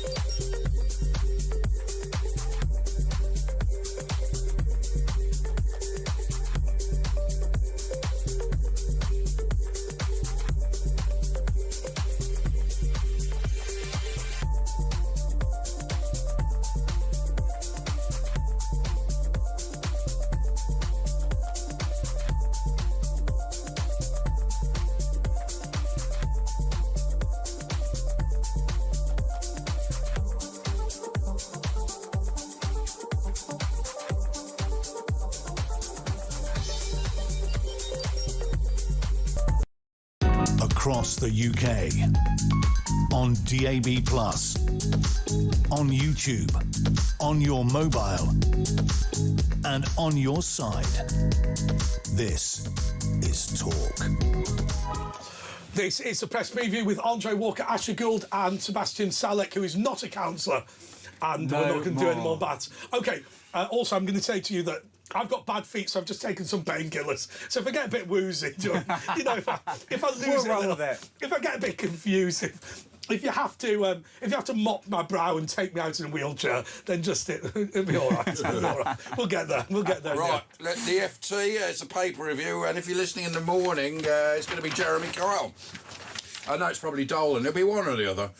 Burnham must simplify complex tax code to boost growth, warns Haldane, the former Bank of England's chief economist. A government led by Andy Burnham needs to simplify and radically the stupendously complex tax code and cut back the thicket of regulation if it wants to boost growth. One of his key economic advisors said, I mean, that's my grandmother used to have a shop. Yeah. And when my mum, who later went on to be an accountant, when my mum used to do the annual tax return, they used to just buy a book, literally the tax book, and they'd just go through it. Now you need accountants and all sorts, just a simplification of it. And I think there's a simplification every now and again. I think Margaret Thatcher simplified it and then it grew. Because the bit that I think people forget, Sebastian, is this, that when people talk about these tax loopholes, they've been deliberately created to encourage something that was considered worthy at the time. But the problem is, you then add hundreds and hundreds and hundreds on top of each other. Pages, literally, and it just becomes completely confusing. It should be on one page, the tax code. Just a one page. Just one page. Simple. Everyone pays this tax. Estonia, when they left the Soviet Union, just said there is a tax of 23% on everything you earn and everything you buy.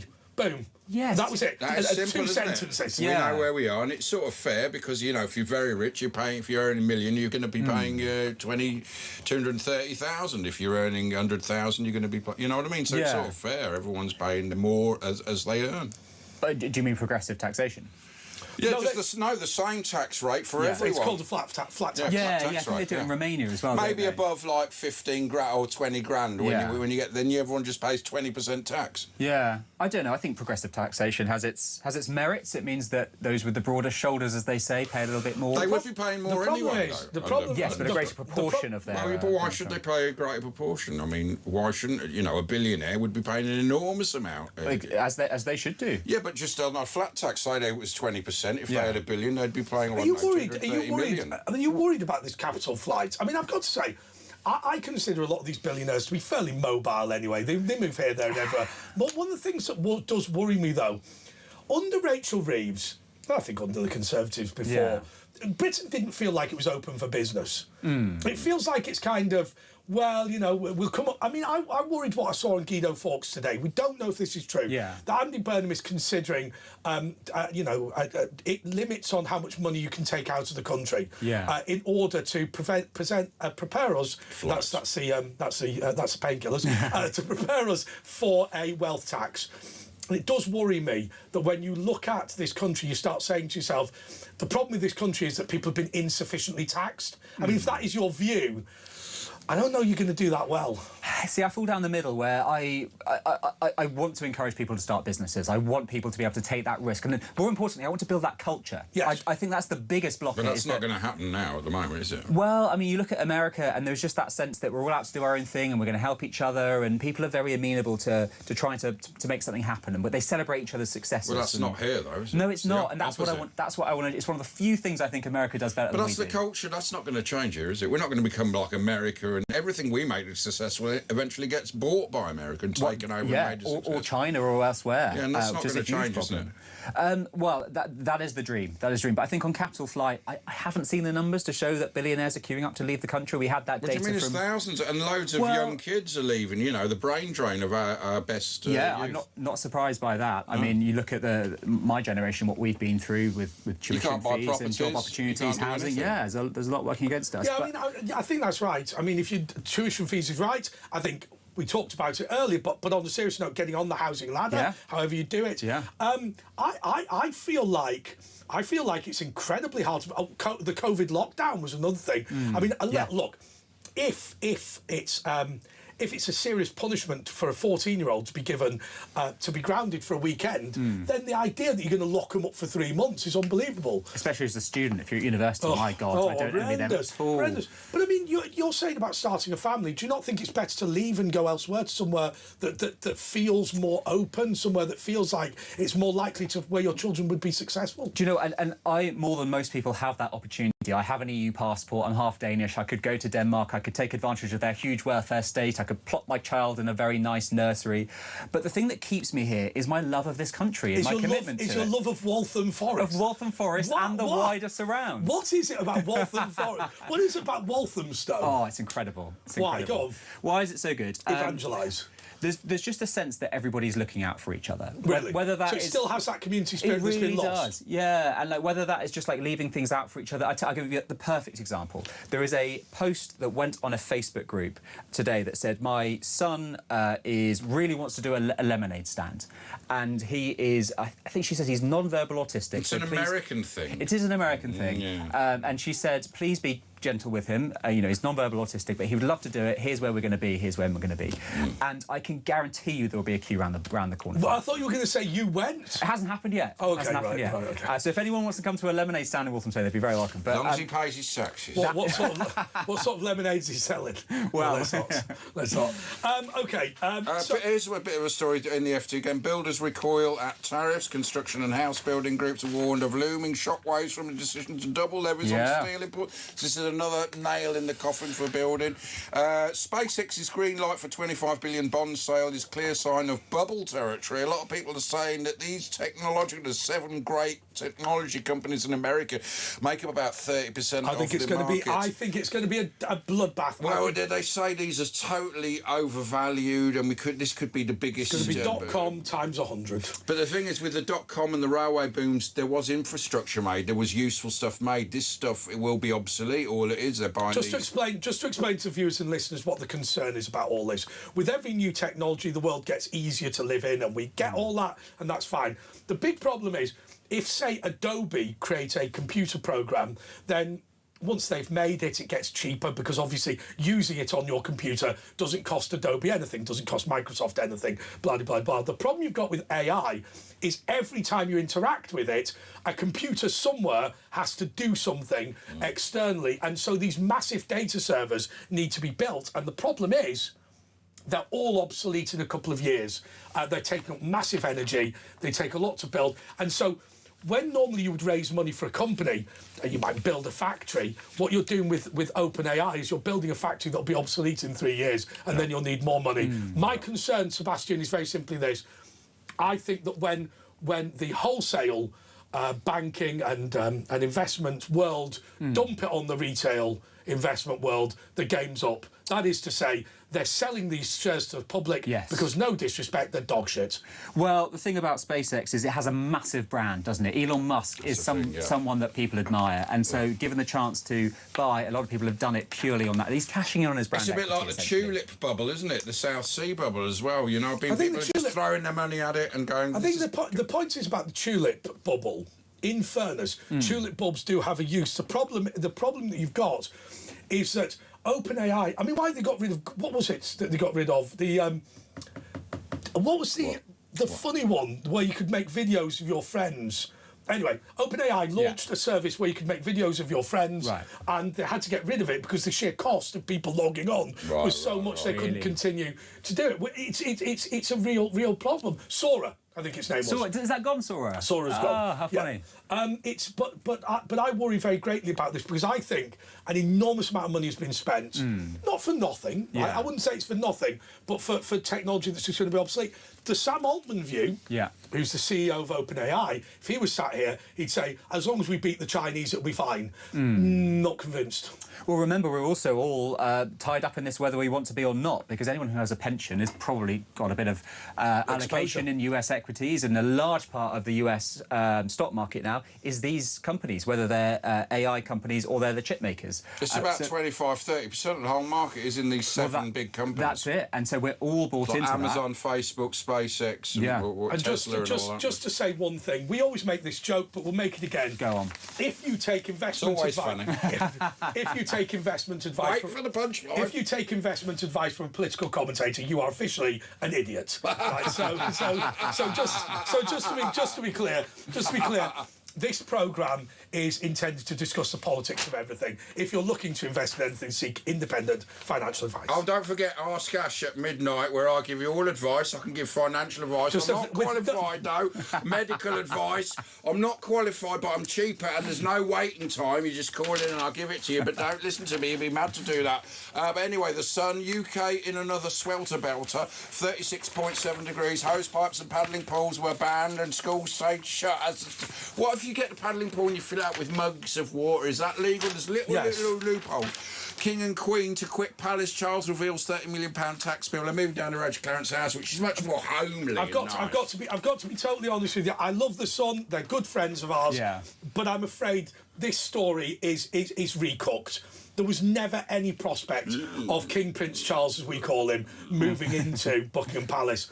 The reason is, Clarence House is a private home, which is a massive palace. At one point, he was talking about selling Buckingham Palace. Was he really? But they won't do that. No. Largely because I think lots of people in the Middle East would end up owning big chunks of it and whatever. But the reality is, I think this has to become a museum open to the public. I accept that there are bits of it. So I don't know if you know. 200 royal staff live in Buckingham Palace. They live there as well, do they? Actual homes in there. Yes. So there is that. There's also, it's the headquarters of obviously the Canadian head of state, the New Zealand head of state, so on and so forth. All of these that the king is king of. But I do think opening it to the public, and the big advantage of the king not being there is they can pull the gates down, which I think would be absolutely fantastic. Is it not already a museum? You can go and see stuff. Yeah, but only little bits. You can go and see it over the summer period when he's not there. Okay. I'll tell you what happens in Windsor. What happens is they do have royal apartments in Windsor, although Windsor's good because the royal apartments are quite far from the staterooms, so it's reasonably easy. But when there are big state occasions, it gets closed down. In the case of Holyrood, the actual castle, rather than the Scottish Parliament, the royal family just use it when they need it, which is not very often, and then they just use it. Well, they own Balmoral. That's their private thing, isn't it? That's their own private. Anyway, the story is the King and Queen will never live at Buckingham Palace in a move ending nearly 200 years of royal tradition. They will use Clarence House as their main London home to open up the palace to the public. It's a much better idea. The thing idea. that annoys me about it is all our museums are basically free in London, but the palaces which we own, like the Tower of London, they cost a bloody fortune. Unless you're on the universal credit, you can take your whole family for like £4, and you're part of the wealthy. In By the way, I I can't believe I just referred to Edinburgh Castle as Holyrood. But there you go. As I said, I'm just taking some Holyrood, papers. that's in California. Anyway, we'll take a little breaky. We're going to go through all the papers. We've still got the Daily Telegraph and the Express and all the others. We've got Sebastian Salek. Is it Salek? Salek. With garlic Sebastian and Salek, garlic. former Labour councillor and commentator. He now wants to start a family. Any offers? Zero. No, he's got a viola and a cellist fiance. Viola player. Wife. Viola player. Cellist. 0344 499 1000, Andre Nash. And if you want to have a chat, give us a ring and we'll be back after this.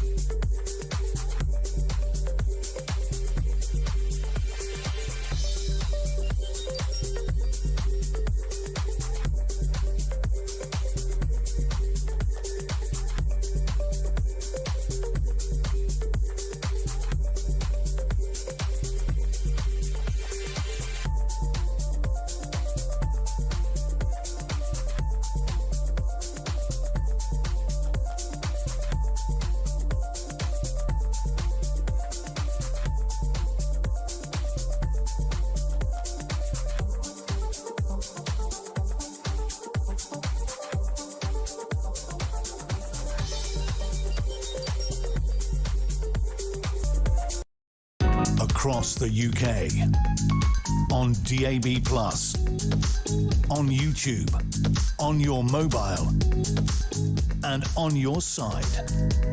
This is Talk. OK, this is a press preview with Andre Walker, Asher Gould and Sebastian Salek. Sebastian was telling us that your family are from Iran originally, but they are pre-revolution they left. Yes, that's right. My dad came here in 1976. Because I was thinking, you don't look all that Danish. No, that's true. I'm a mix. I'm a mix, yeah. But this is the great thing. You can say you're from anywhere with this colouring. It's brilliant. You go to Europe, they welcome you. I suppose you're like the Sacha Baron Cohen, aren't you? Where he could just do... I heard a great story about Sacha Baron Cohen, by the way, that his first ever iteration of Borat was Alexis from Moldova. And apparently he went to a dinner...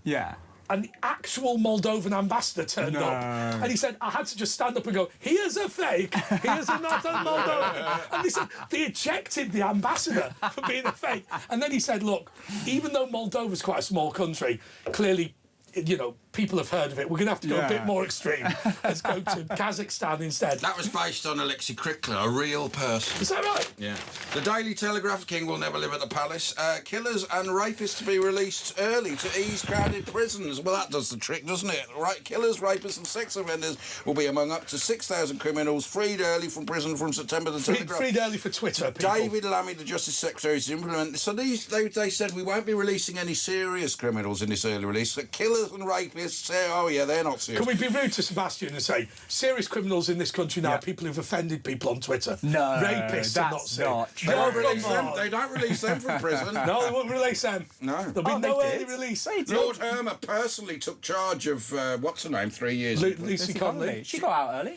Well, she could have been let out a lot earlier with her daughter, who's gone through a lot of problems, but Hermer took personal... We like to call him Lord Harmer. As he did with Tommy Robinson, he took personal responsibility. They had no chance. Just a matter of interest. What's your view on the Tommy Robinson situation? So I'll tell you what I think, and then you can kind of throw it back. My view is, in a democracy, it's always worth having somebody who can codify the complaints of a particular group of people and indeed lead them. And therefore, no matter how unsavoury you find Tommy Robinson, it is worth negotiating with him, at least to some extent. Whereas actually what happens is we just lock him up. And I think actually you could say, well, what is there to negotiate with him? And I think that would be a reasonable point. Yeah. But I think actually the idea that what we will do is continually find a reason to put him in prison doesn't work. Before I answer that, have I missed something? Has he gone back to prison? No, he hasn't. Okay, right. No, he hasn't. He hasn't. But we have a view on this channel whereby we just feel like there's an overly draconian criminal justice system for those people that misgender you on Twitter. I see. I mean, it's a seductive thing to believe if that is going to support a view that you have, a pre-existing view. But my understanding of Tommy Robinson, I have to be very careful what I say here, is that when he went to prison, it was for... it was a physical contempt thing. of court. Yeah, oh, well, he's been contempt to of court prison as a couple well. of times, yeah. And they all seem It was to for a have civil been... matter, and Hermes personally took it on and said he's got to be put in this prison. Right, and what was the offence? Contempt. Contempt of court. Oh, there we go. You know, if you... Well, it's a civil offence. Most people wouldn't go to get that for contempt of court. Right. I think the other thing was when Bedfordshire police were raiding Tommy Robinson's house every month, while simultaneously saying they couldn't raid Anjam Chowdhury on the grounds of his his human rights. Yeah. And you think to yourself, given Anjam Chowdhury was later convicted of being an actual terrorist, I think there's a great sense amongst people like us, just to explain to somebody who is from the political left, there's a great sense that the criminal justice system is being used to deny societal problems, if I can put it that way. Yeah. So there are problems with, as an example, grooming gangs. And what we do, instead of dealing with the grooming gangs, is to say far-right thugs are out on the street kicking off. The Axel Ruda-Cabana thing in Southport, which I thought was a really important moment, was... the reason that people believed that Axel Ruda-Cabana was a migrant who'd come on a boat recently from Syria, which, of course, he was none of those things, but the reason is the carefully worded statement. When they said he's a former choir boy who lived in Wales, immediately everyone blew up because you knew they'd never have said he lived in Wales if he was a white Christian kid, right, without being funny. They'd say he was a white kid, you know what I mean? When it's a white person, they'll say he's a... I also think there's a constituency in this country who the second a heinous crime gets committed, they want to know the ethnicity, and to them that's the most important part of it. Well, that's why they should be out in the open with it all. But what happens if I said to you, that people in Southport felt, not all of them, many people in Southport felt about Axel Ruda-Cabana, somebody who was British, from a British family, who'd been in Britain for 500 years, would not slit the throat of a 9-year-old at a Taylor Swift concert, and therefore we know that this is connected to immigration. Now, Axel Ruda-Cabana's family were from Rwanda, a place that has a well-known track record when it comes to machete and knife crime. His family had been in the UK for 18 months when he was born. And therefore, somebody saying that would be, correct? I don't think so at all. I mean, I think there was a chap who, a couple of weeks ago, was charged, who was British, because he adopted a boy and sexually assaulted him and murdered him. Yes. So there's, the native British-born population, to use that phrase rather clumsily, are perfectly capable of heinous acts as well. They don't get covered up, though, do they? By the authorities. Sure, but you are much more statistically likely to be a child sex groomer if you are a recent migrant than if you are from the established British community. Now, conversely, you're more likely to be a burglar if you're white, right? So I do accept that there are certain groups that gravitate towards certain things. But one of the things that worries me is that when it comes to the grooming of children, it was very clear, as an example, and knife crime's the same. It's very clear that there is a cultural link there that exists, and it's a cultural link that we're keen to deny exists. So, because Axel Ruda-Cabana's parents came from Rwanda, he was more likely to go on to stab someone. I think that's right. I think, and I don't want to say this in order to besmirch the good name of ordinary Rwandans, but let's be clear. We talk about cultural enrichment, but we only talk about that being a positive thing. I think you can be negatively culturally enriched, and I believe that machete crime is something that has been culturally added to this country by migration from Africa. I think that is a reasonable comment to make. If you look at knife culture is much more prevalent in some developing countries, obviously. It may be, but Axel Rudabakana wasn't from a developing country. He wasn't born there. But his family were Ancestral. from ancestry in the same way as. But the point is, there is an assumption here. This is what I'm getting at. Yeah. I'm not having a go at you, by the way. No. There is an assumption that the minute Axel Rudabakana's family come to Britain, the minute they buy a house in Wales, they are British.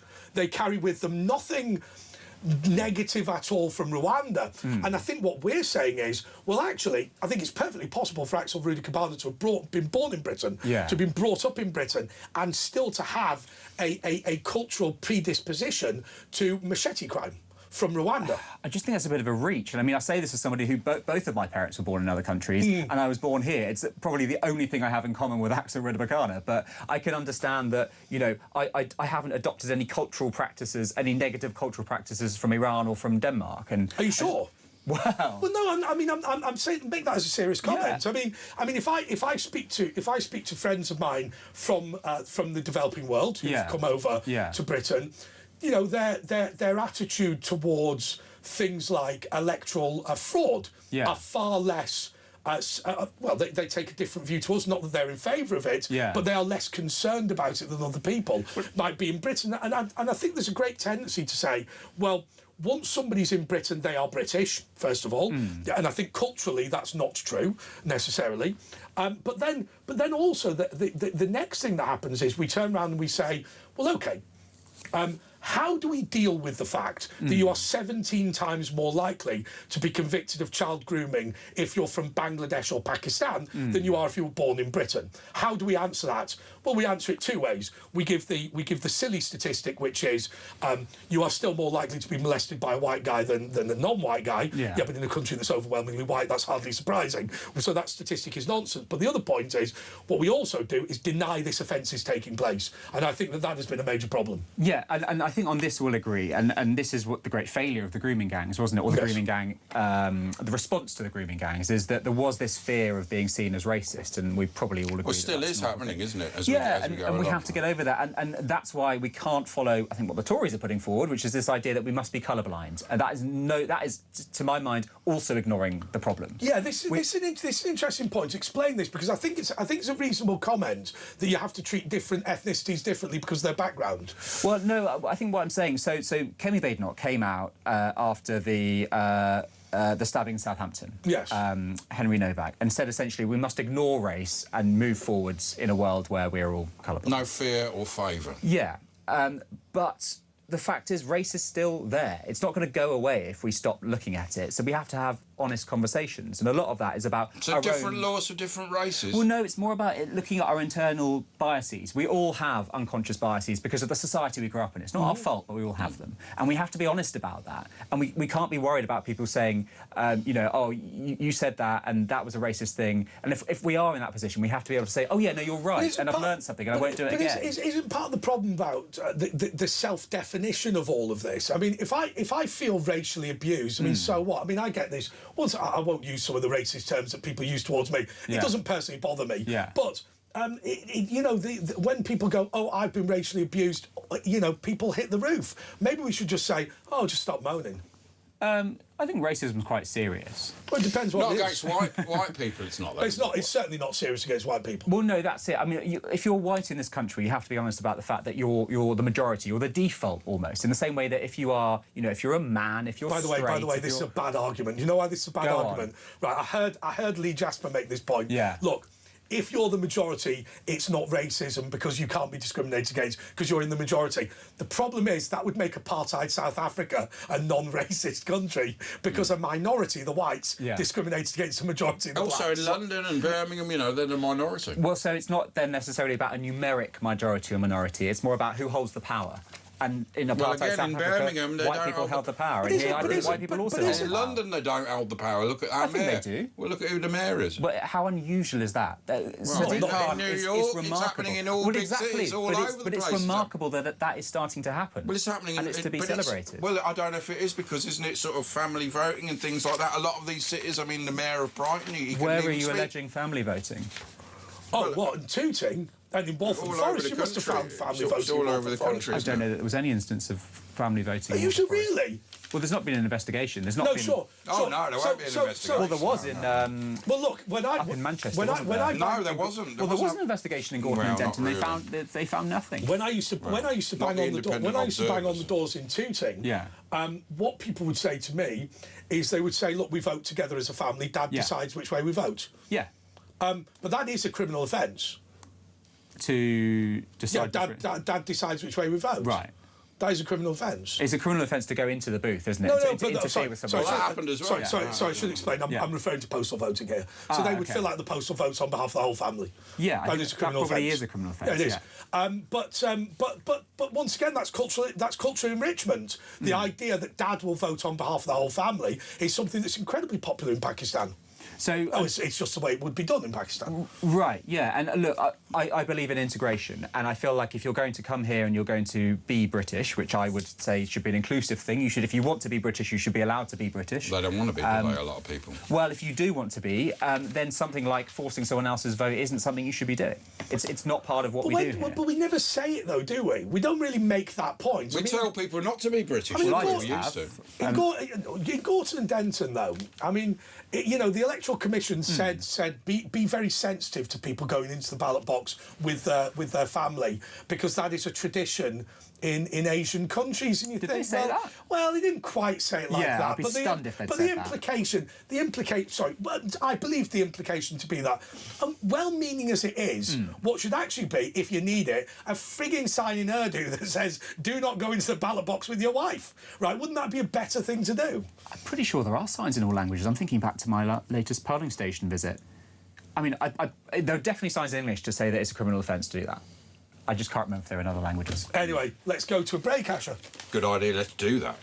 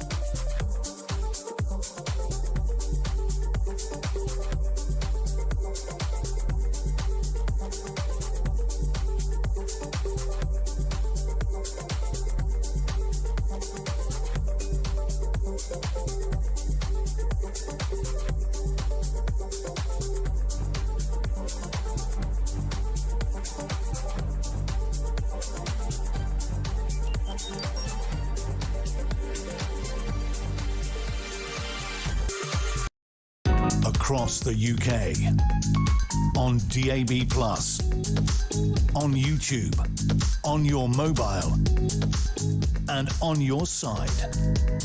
This is Talk.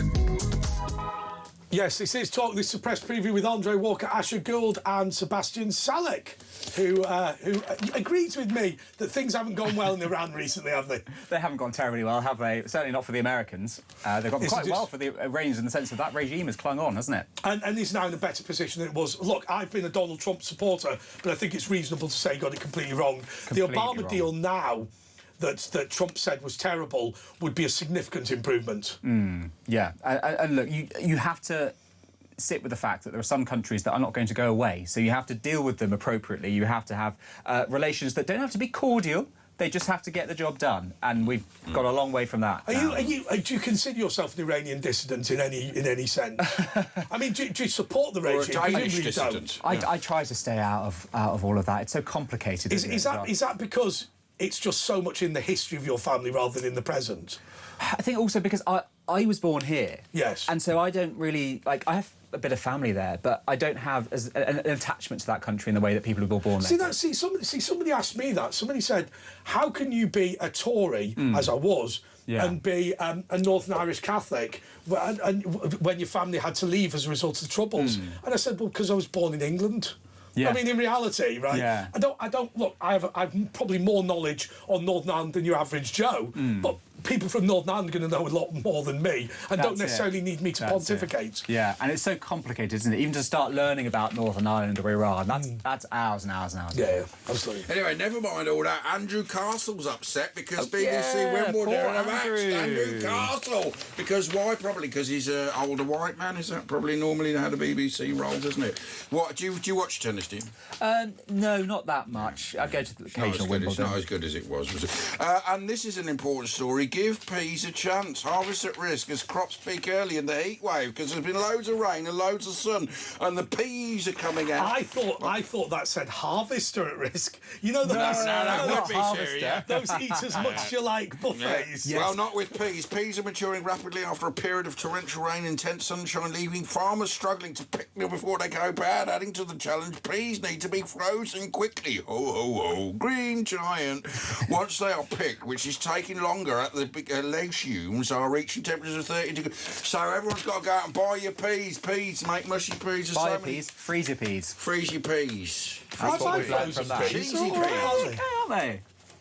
I like peas. Like they're nice, aren't they? Nice. Sort of. What are they? They're just sort of like. I tell you what I did. I boiled some carrots the other day, and put a bit too much salt in. I thought it'll be all right when they come out. Well, I was wrong, but. I saw an interview with a bonobo, right? But this bonobo, this type of chimpanzee that's related to humans, right? The closest relatives of humans are bonobo. They asked it, so he now can do his own language because he can point to things, right? You know, they can do sign language, right? So they asked him, they gave him a sprout, and they said, what name should this one have? And he put rubbish lettuce. You know what the funny thing, when they train these monkeys and that with sign language, they've realised that it's very clever and they talk, but they never ask questions themselves. They never say they never ask a question. Very incurious, those monkeys. They're not bloody curious. Yeah. That's maybe why humans are different. Anyway, Daily Star, the buck stops here. Buckingham Palace no longer fit for a king, as Charles and Camilla have said they'll never live there again. They think it's all yoga. England players doing yoga need to do a lot more than that after the last performance. What are we up to with the World Cup? I don't watch it. Scotland got battered last night. Yeah, they're probably going to be Apparently they didn't deserve to be.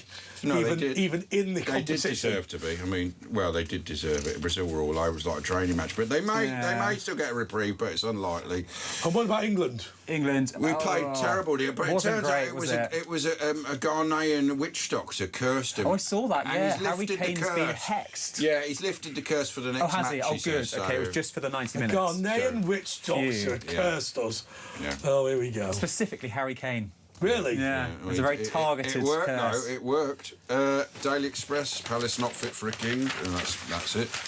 The Metro, prickly heat. Mayor says London can't beat warming by becoming more like US Desert City Phoenix, and it certainly feels like it. London must become hot weather ready, like Desert Lock US Drive. He's talking gibberish again.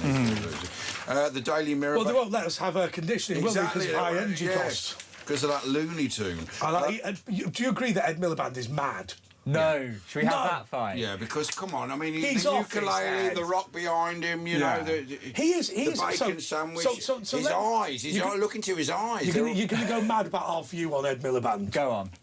So we believe we believe that he's a religious fundamentalist. Okay, which a religion? Pagan religious fundamentalist. that is to say that clearly the climate is changing. Yes. Nothing wrong with that. Correct. And indeed mitigating weather events. Nothing wrong with that. And indeed even moving to a green economy. Nothing wrong with that. Yeah. That man. His priority is to destroy British industry in favour of some sort of green agenda, but making us uncompetitive. Unite, the General Secretary of Unite has come out and said, I hope he doesn't become a Chancellor of the Exchequer, because as you know, I don't agree with him on anything. Specifically, he is willing to destroy our economy and jobs in favour of his crazed views. Well, I mean, Unite, we should say, is not particularly friendly to the Labour Party at the best of times. Get that? I mean, what I like about Ed Miliband is that he's a man with a purpose. He knows what he wants to achieve, and he knows how he wants to achieve it. Yeah, but to be fair, Joseph Stalin was a man with a purpose. Correct. Chairman Mao was a man with a purpose. Killing people, which was unfortunate for both of them. No, that's not true. The similarity between Joseph Stalin and Ed Miliband is Joseph Stalin's aim was not killing people. Joseph Stalin's aim was to move his economy from principally agrarian into principally industrial. Ed Miliband's policy is to move us from principally hydrocarbon-based to being windmill-based. But they're both willing to kill people in the process. Well, Ed Miliband hasn't opened any gulags yet, and for that I applaud him. Well, Starmer's done that, hasn't he? When, you know, we will be tried, convicted and sent to prison. I mean, what's the point in We can't do him without doing Nelson Mandela. You'll be tried and convicted. I'm an excellent driver. I'm an excellent Prime Minister. Anyway, the iPaper Heatwave UK 50-year record broken again. Well, this is good. I mean, this is just natural climate change. It's nothing to do with the CO2. Don't fall for the ruse. That's just a tax ruse, and it's ruined the world's economy. What? It's just this will the problem is. I mean, I'll tell you what. I will give some credence to the Green Lobby. Yeah. I think the massive subsidies they put into electric cars have made electric cars actually quite good. Right? I will not accept help that. the slave kids down the cobalt mines. The slave in the cobalt mines. But nobody cares about that, do they? I mean, we've all got one of these in our pockets, haven't we? We're all buying into that. We don't mind about Film yourself pulling down a slave statue by a phone made by a 9-year-old. Well, it's fantastic. Anyway. We are about to go to Mark Dolan for the breakfast show. For those of you listening on Friday morning, or is it Jeremy Kyle? It's not me today, it's Jeremy, my viewers and listeners. That's good, I like that. Thanks, You've been practicing that. So, yeah, stay tuned, because Jeremy Kyle is coming up next with your breakfast alarm clock, Great Britain. That's what the show's called. To get up and prepare for Jeremy Kyle. It's going to be a big show. There's always big people and big stories, and he gives it... He gives that you is a big padding spin. if ever I heard it. Anyway. That is padding if ever I heard it. Jeremy Kyle, right now. And there he goes. Look, Asher, you were struggling there for a minute. I should have just done the Alan Partridge, and it's just coming up to... that's the news. So that's it, really. Yeah, I had to prioritise looking after Kid Muse. We normally ask for your final thought. 30 seconds. Oh, my God. We should all move into Buckingham Palace and take it over as a massive squat. I immediately regret saying that. Is Burnham going to be a success? I really hope so. Yeah, but I hope he is got as the well. hardest job in the England world. win the World Cup and there's a feel-good factor, because people are stupid. They just go, "Oh, he's a nice bloke. We'll vote for him." Yeah, that could happen. Couldn't that has happened already. Heatwave, England wins the World Cup, snap election could be a hell of a summer, couldn't it? And that would be a catastrophe. Disaster for the country. Absolute disaster. Anyway, it's all about your calls. 0344 499 1000. Thanks for coming in. It's Andre and Ash on Talk. So give us a ring. So it's Ask Ash just in a couple of moments, and I'm going to go to.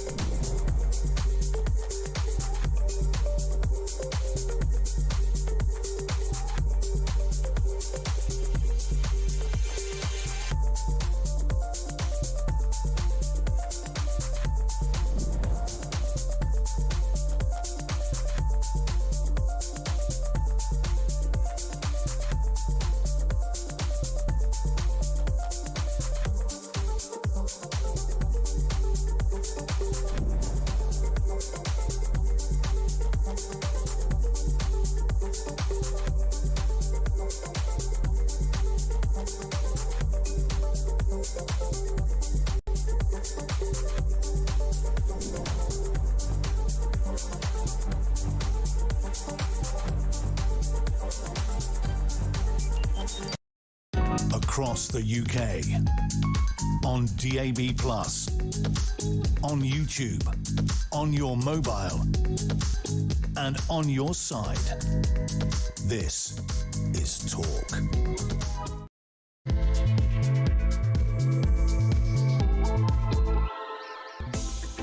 Yeah, man, it's Andre Nash. Andre's gone out now. Yes, his little brat has to go and have a lie down. So ask Ash any advice you need on anything DIY, cooking, medical. Obviously, I'm not qualified in anything, but much more reasonable rates and no waiting times. Let's start. Cindy in Michigan. Cindy, your question, Ash, please. how are you? I'm all right, yeah. Yes.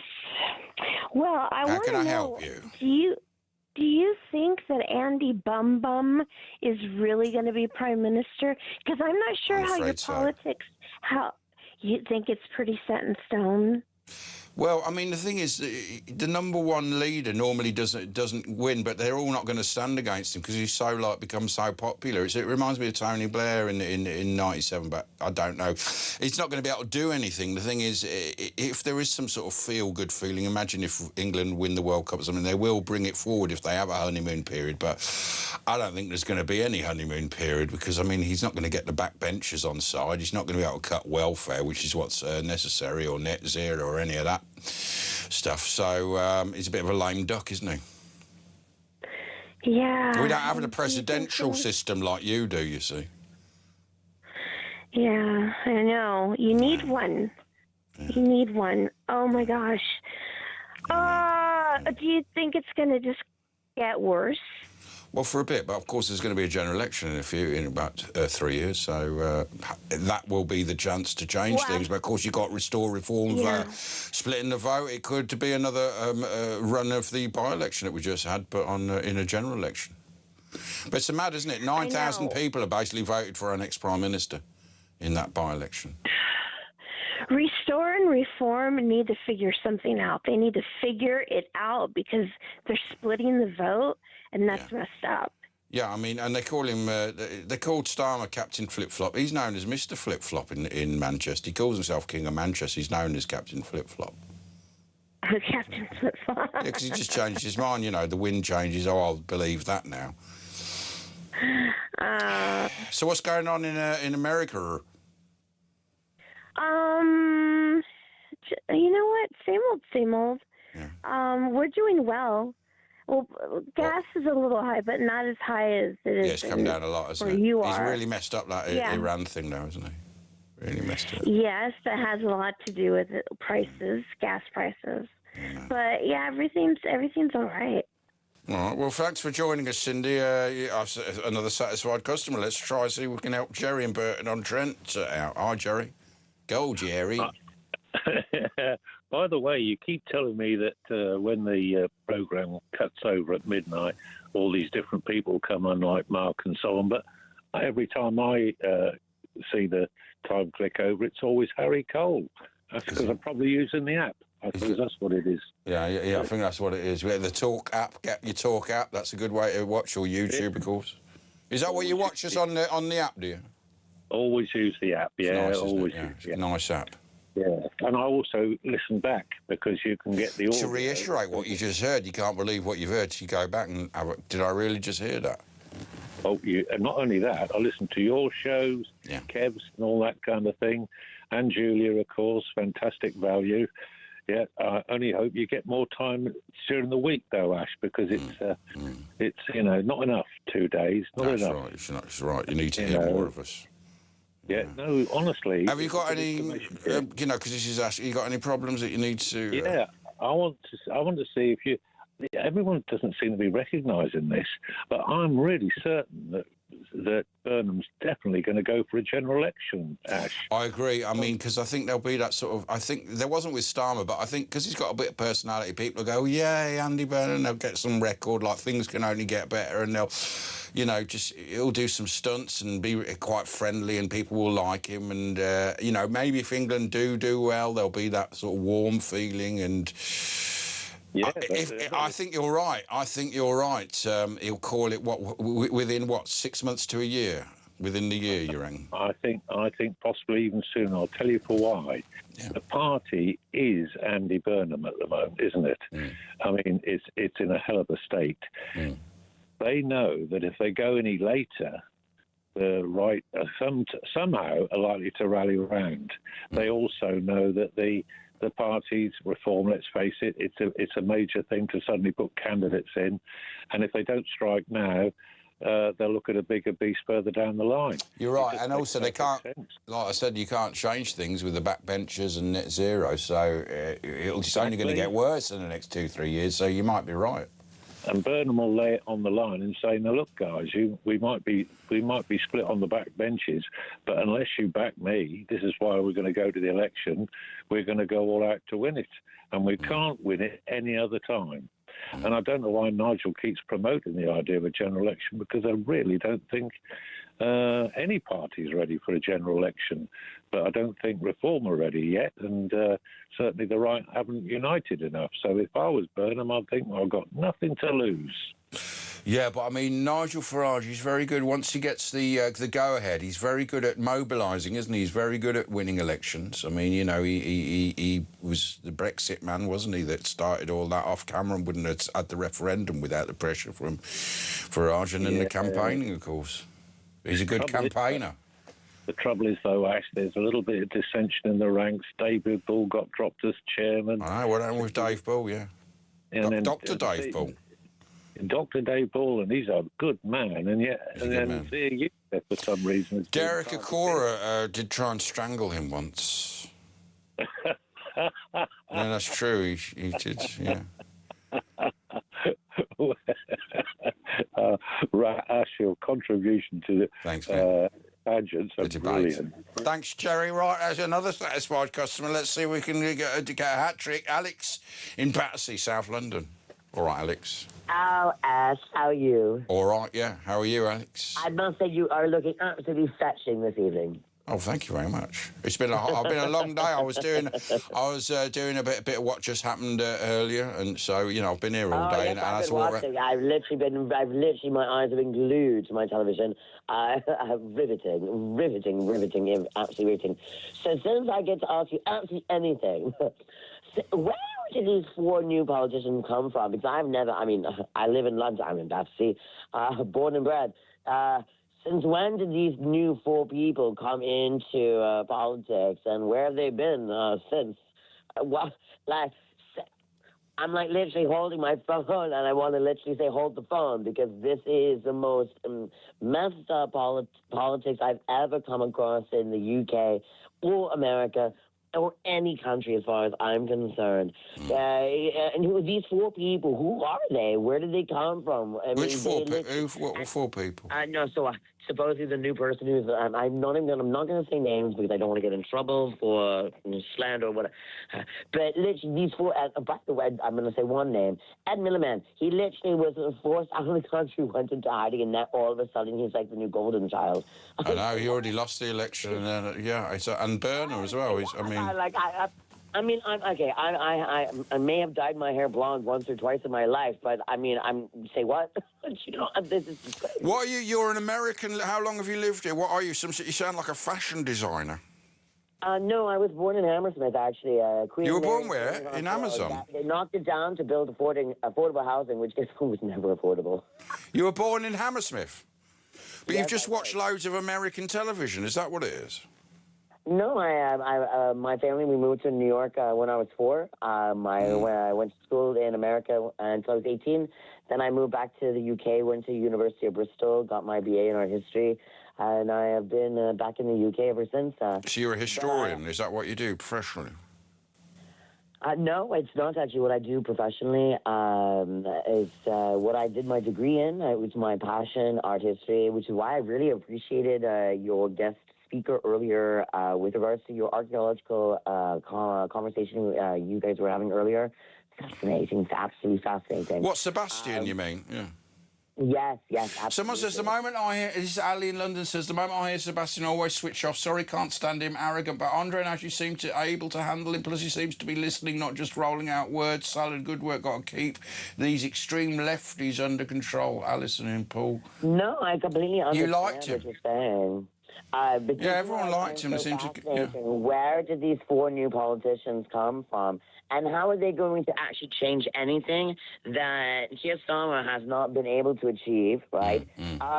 England is literally in free fall. Yeah. Actually, to be perfectly frank with you, the world is in free fall at the moment. Yeah, but England's at the tip of the spear, isn't it? Along with sort of France and Canada. Oh, and it's terrible. I mean, you look at everything. I mean, look, I'm Jewish, and since the 7th, thank you. But I mean, at the end of the day, like I'm a 41-year-old woman. I'm going through a divorce, and I can't even. The police won't even come and support me when I'm attacked. Because I'm not a priority. They said to me that I'm white collar, and I'm like, since when did you guys become colorist? Yeah, they are. So how is this new? Who are these 4 people who are supposedly going to be? I mean, do you have American citizenship? Would you consider going back? No, I'm actually Belgian. I'm a Belgian. You're a Belgian? I am. You don't want to go and live there, do you? No. Well, no, actually, I mean... So what, are you going to stay in this country? Are you going to move around? What are you going to do? So you just divorced, you've got a new life ahead of you, you're still young. A divorce. Do you know how difficult it is to get a divorce in this country? Do you know how difficult it is? Is it? Because they I thought you should just get them Is it not quite easy? No, they changed the laws. If it's acrimonious, it can be a problem, can't it? Yeah, but so see, this is what's been really interesting. This is why I'm interested for your opinion with regards to Andy Burnham. If he's going to become our new prime minister, what are his stances with regards to how is he going to support us as a population, as the people, right? Because all these other people, we keep literally like trading in prime ministers and trading them out. It's like one comes in, one comes out. One goes out, one comes in. He hasn't got any plan, has he? He's just deciding what to do now and what to say. He's got no idea, no plans or anything. Precisely. So why is it that we as the people don't seem to have a say in who is going to be our leader? We are the people of this country, right? Well, we used to have long-term prime ministers. Now we've had 7 in the last about 8-10 years or something. We had the same amount in 50. I mean, goodness gracious, the woman, I can't remember her name. Sorry, I have issues with my short-term memory. She didn't even get 2 weeks. I actually do think that if she had been given the opportunity to follow through with her plan, I think this country would actually be in a much better position than Liz Truss. Yes, thank you. Yes, I agree, yeah. I think there was a bit of a stitch-up. They just wanted their man Sunak in, the bankers. It's a boys' club. It's a boys' club. Yeah, boys' club. Well, it's a bankers' club, isn't it?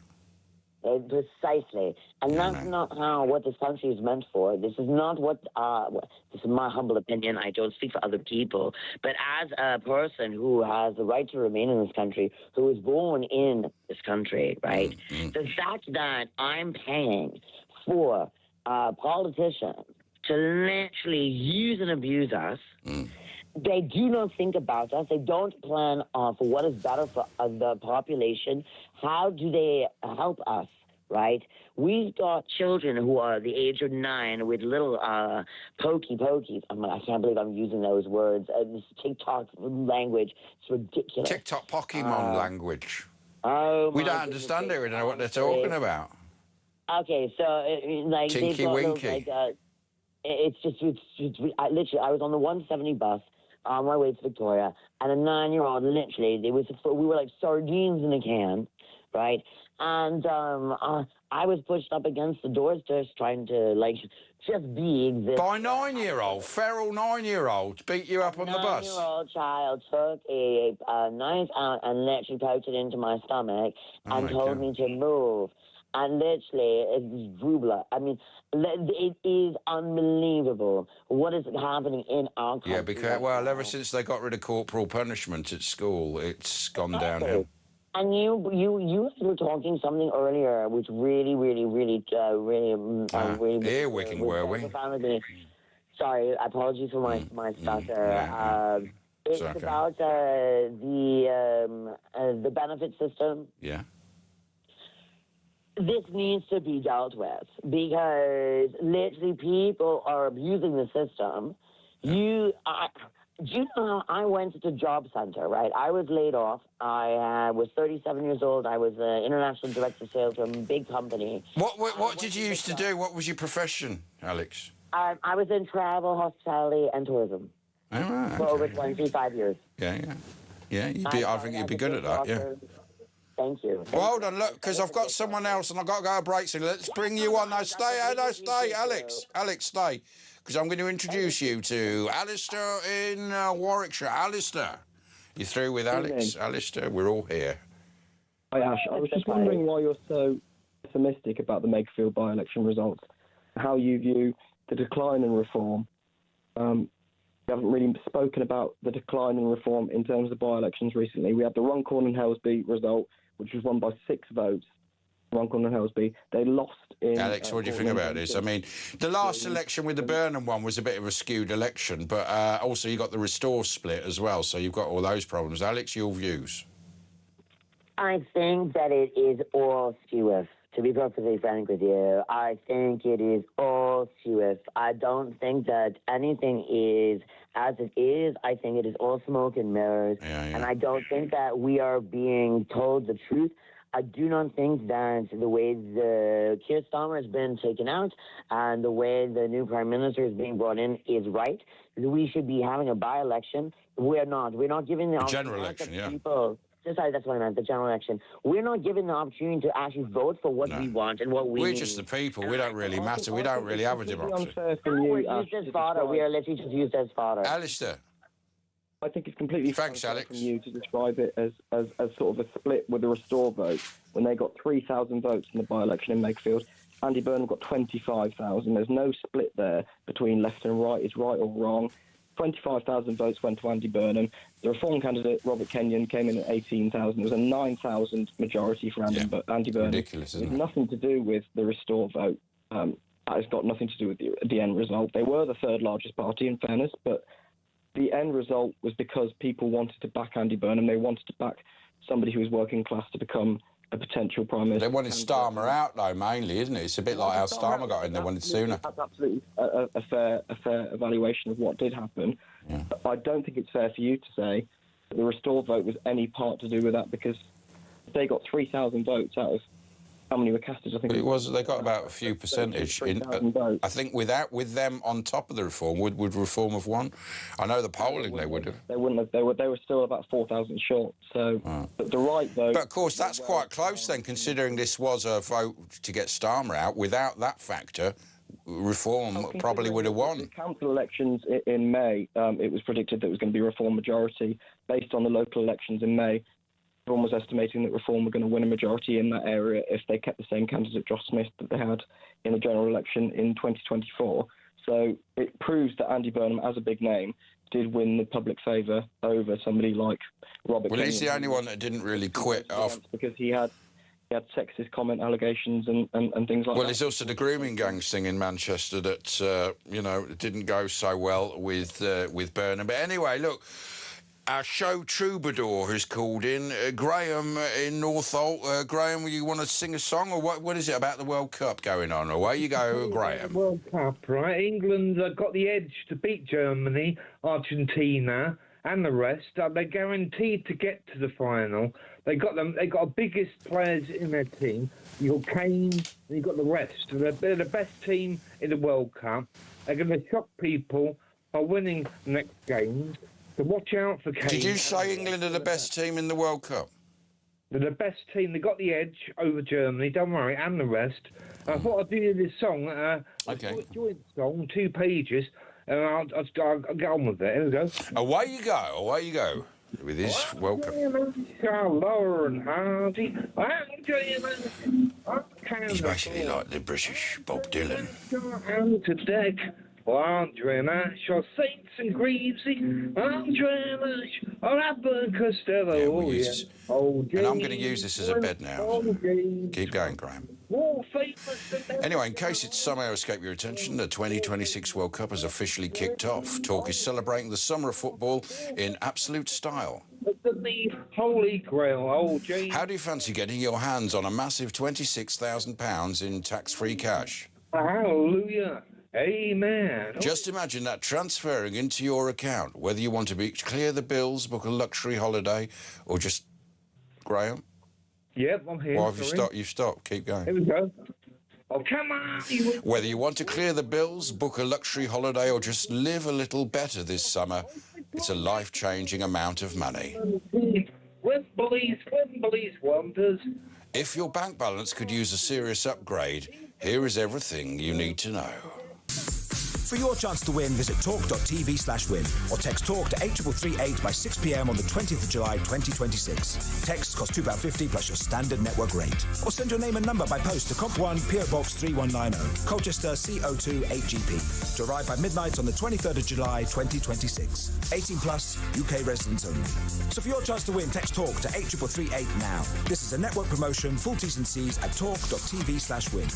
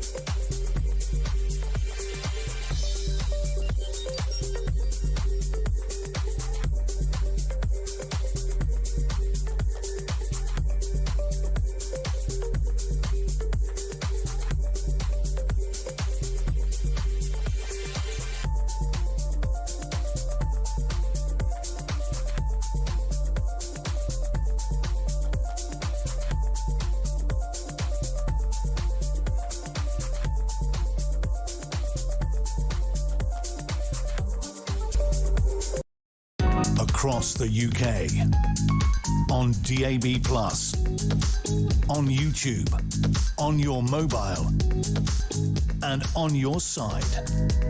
This is Talk. Yes, this is The Late Show with Andre Walker and Asher Gould. Thank you so much for that, Ask Asher, and thank you to Graham for the musical accompaniment. Very informative. Yeah, it wasn't. OK, let's go to Mark in... can't see it. Lincolnshire. Mark. Hi there, Andre. Hiya. How are you, big boy? All right, man. Yeah, not so bad. Just a quick call, really. So you said, I've noticed you've been doing this quite a lot recently, Andre. And I'm just curious as to why you do it, because it's really weird, if you ask me. Whenever you happen to mention Mohammed, you always say peace be upon him. Why do you do that? I do. I also do the hand-to-head thing as well. I believe it is important to be respectful to the religion of peace. Why? You're having a giggle, aren't you? With it? No, I'm not. No, I'm deadly serious.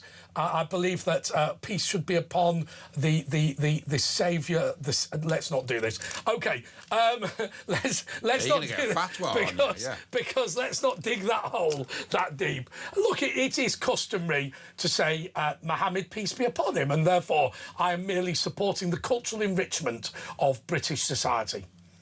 Yeah, I thought that might be the case. Thank you. Thank you. I think as long as we're all on the same page, we'll be safe. We won't be safe, but we'll be. I have to admit, I was listening and I think, what the hell is he doing? But I think if you watch it, it's got more. It's got because obviously I do the Saladin hand as well thing as well. Just to add to the full flavour of it. Very good. I'll tell you what. All this talk of Islam, I really fancy going to Helen's Kebab Shop on the Edgware Road. It's the best shawarma in London. Is it? Oh, I used to go there with James Wales quite a lot after the show. There's nothing like religious talk to make me fancy a kebab. And you have a hubbly bubbly pipe. It's quite nice, that too. No, I don't like that. I'll tell you what, I like the lamb shawarma. But what I always think you do is put hummus in addition to other. Yeah, of course. You got to have hummus is like the cement of the shawarma. It is cement, isn't it? Yeah, it is cement. Rancid. Yeah.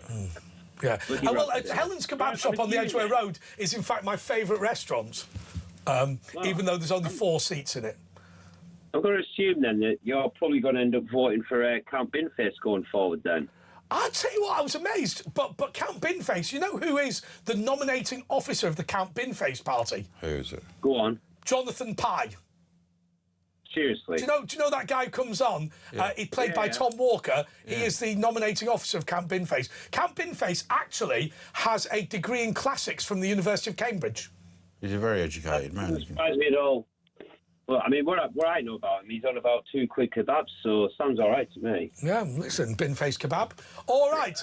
OK, thank you for that. Kevin is in Dorset. And Kevin, my understanding is you were going to tell me off for getting something wrong with Sebastian Salek, which, by the way, if you watch back, you'll find I wasn't wrong. But go on. I love it. I love your humour. No, I just wanted to add to it. He was being very serious. It was backing up part of what you were saying.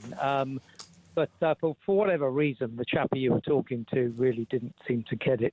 No, he didn't. In fact, conceptually, he was just... His idea, his theory was 40% is given by the developer. He didn't understand the developer was financed by the revenue from the scheme. Yeah, absolutely. I couldn't... I was looking at the TV saying, please have somebody on there who actually knows what they're talking about, because he was just a waste of space. He's a nice bloke, but it's amazing. He's a nice guy. It's amazing the way that you hit a brick wall with him when you said... Well, that's what happens with all of them, isn't it? That's what happens with all that. Very polite guy. So what I was going to say was that, to back up, I worked in the industry, been in the industry, development, selling, all the different ways it works. And every developer there is, or any people building houses, and it all goes with the planning permission. That's why they get the planning permission, because the councils say, right, you've got to fork out for all of this. This is what the land is. So it's a third, a third, a third. It's a third for the land, a third for the build, and a third profit to the developer. So he adds up the whole site. Here comes the agent. The agent will say, that's what we can get on prices. Now, any houses built that social housing not only are going to be cheaper, that they have to let them go cheaper, but it actually costs more to build. Yeah, so I thought what you were going to say. So there was one thing that I missed out, which is that the housing associations don't pay nothing for the buildings. They do pay something for them. Why do they cost more, low quality buildings? No, they're bigger quite often. Why is No, they're bigger. They're bigger because the legislation in government says, and this has really upset me for many, many years, if you live in social housing, you have to have the correct size toilet areas, the lounge areas, the halls, the cupboards, and it's really good because you get good sized houses. So the government issue a policy for building of property to be done correctly, but when it comes to the private individual, the developer can get away with blue murder. So actually, they're bigger and more lavish. Yeah. places. So I remember going to a development. I remember going to a development in Maidenhead above a supermarket. I forget which one it was, and they were showing me around the social housing, and I just said, look, I personally do not agree with the unemployed recent migrants being given bigger properties than those people who bought. And what about service charges? What happens with that? Well, that would be covered by the government. Well, it depends. Where I live, the developer set up a social housing division. That social housing division has attempted to boot everybody out on the grounds that they were white in favour of people from Pakistan, and they have refused to pay all of the service charges, saying, given that we're the freeholder and we're also the social housing provider, we don't have to pay ourselves any ground rent or service charges. That is legally risible, but they'll get away with it. Yeah, absolutely. And to just add to your other point earlier, the bit about where you were saying to the other gentleman, everything is paid by the people who buy the houses. You're absolutely right. But the finite of it is, every penny that the developer has or doesn't actually have, because sometimes they can't bankroll the whole development. They have to borrow it from the bank. So they've got to take into account the interest payments. So the bank always wins, always. Yes. So whatever the total layout is, even if they're paying all these amounts that the other chap was saying, oh, yes, but the developer pays this much to the government and this. No, that all is part of the job. This is basic economics. But what's the development situation now? Because I'm hearing they've mothballed a lot of the sites they're not building because it's not viable at the moment. Well, absolutely, because the housing market is crashing, and that's because of the economy and the estate and what. Can I ask you one? I'll tell you what I'm going to do, Kevin. Yeah. Let me keep you on because I want to talk to you a little bit about housing, but we're 2 minutes over a break anyway. It's your fault, Kevin. So let's do that. Let's keep you on and we'll talk to you in a couple of minutes. Kevin. Okay, no problem.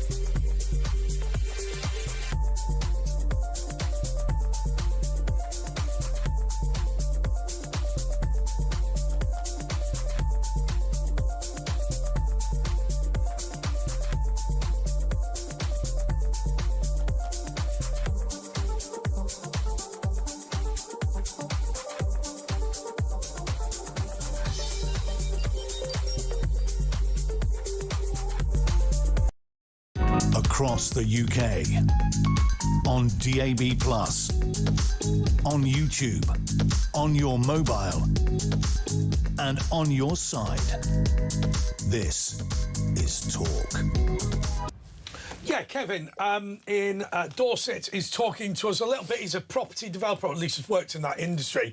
Kevin, I want to ask you a question. You were saying that the housing market is crashing. I want to ask you if that's a good or a bad thing. I'll tell you the reason. Because if I look at a house that was, say, worth, let's just do basics here, 100,000 10 years ago and is worth £200,000 now, it is still the same house. It is not twice as good. What has happened is the pound has reduced in value. And therefore, if you own a cucumber, I know this sounds silly, but if you own a cucumber and that has doubled in price, then that means that it's harder to buy food, and then the property doubles in price means that you have more pounds for your home. The end result being that somebody who has a house has become richer at the expense of somebody who does not have a house. So it is a transfer of wealth from poor to rich, i.e. to say the cucumber which I have to buy becomes more expensive, and in exchange for that additional expense, the house has become more expensive which I don't own. Do you see my point? So if house prices go down, you will still be living in the same house, but more people will be able to get on the property ladder. Yes, and possibly another way for people to understand it is it's like a stock, like a bond. Yes. So you buy it in at a certain price, you watch it, and depending what happens with the economy and governments, those values of houses go up, they go down. You never worry about the value of your house until the day you have to realise the value. It's really funny. Yeah, but if you've got a mortgage and you're paying more, you're in negative equity. That's when it gets very annoying. Negative equity is only a problem if you're moving, though. Well, let me give you an example. My dad lives in a big house he built. Really a bit of a mistake of a house, actually. But not stupidly, that's a bad way of putting it. Obviously, he expected my mum to live into a ripe old age. Unfortunately, very unfortunately, that didn't happen. And so now he's crunching round on his own in this 6-bedroom house with a with a kitchen that's as big as my flat and all this sort of caper. But what he was talking about in terms of inheritance, I said, look, I'll have the house. He said, I'll never live in it. I said, yeah, but it'll go up in value more than the market. Therefore, I might as well leave it empty and leverage it to buy a big place down south. Now, but that's not happening now, is it? Now, ultimately, that would sound like a stupid thing to do, but it's entirely financially coherent. Yes, and there's many things you can do because, like you were saying earlier on, you were talking about inheritance, and some people pay inheritance tax, some don't, and it's a choice, which it is. But it's also about information. I talk to a lot of people and often talk to them about inheritance, and I say to them, I said, so what are you doing? If your value of your estate is worth this much, what have you done to get rid of any inheritance in the future? And yours is the perfect example. So your father could gift it to you, and it goes through the 7-year period. Or as you said earlier on, he packages it up in a certain way. He puts it into a trust. But it's all about knowledge, and this is where. But here is the one thing. Let me just stop you there. Norman Baker, who it struck me didn't know very much about the subject, seemed to think that that my claim that inheritance tax is optional was a bizarre and potentially illegal claim. It is simply not. My example with I can give you the glasses, or I can create a trust that gives you the right to wear the glasses permanently, that is entirely factually accurate. Of course it is. Yeah. It's all about knowing what to do with things in life. Yeah. Now that's why the middle class end up paying a big bill, because, like you said, they don't mitigate for it. Whereas the people with the money, they don't pay the inheritance tax. I've always thought, and I'm going to say this to you, Asher. To pay for advisors.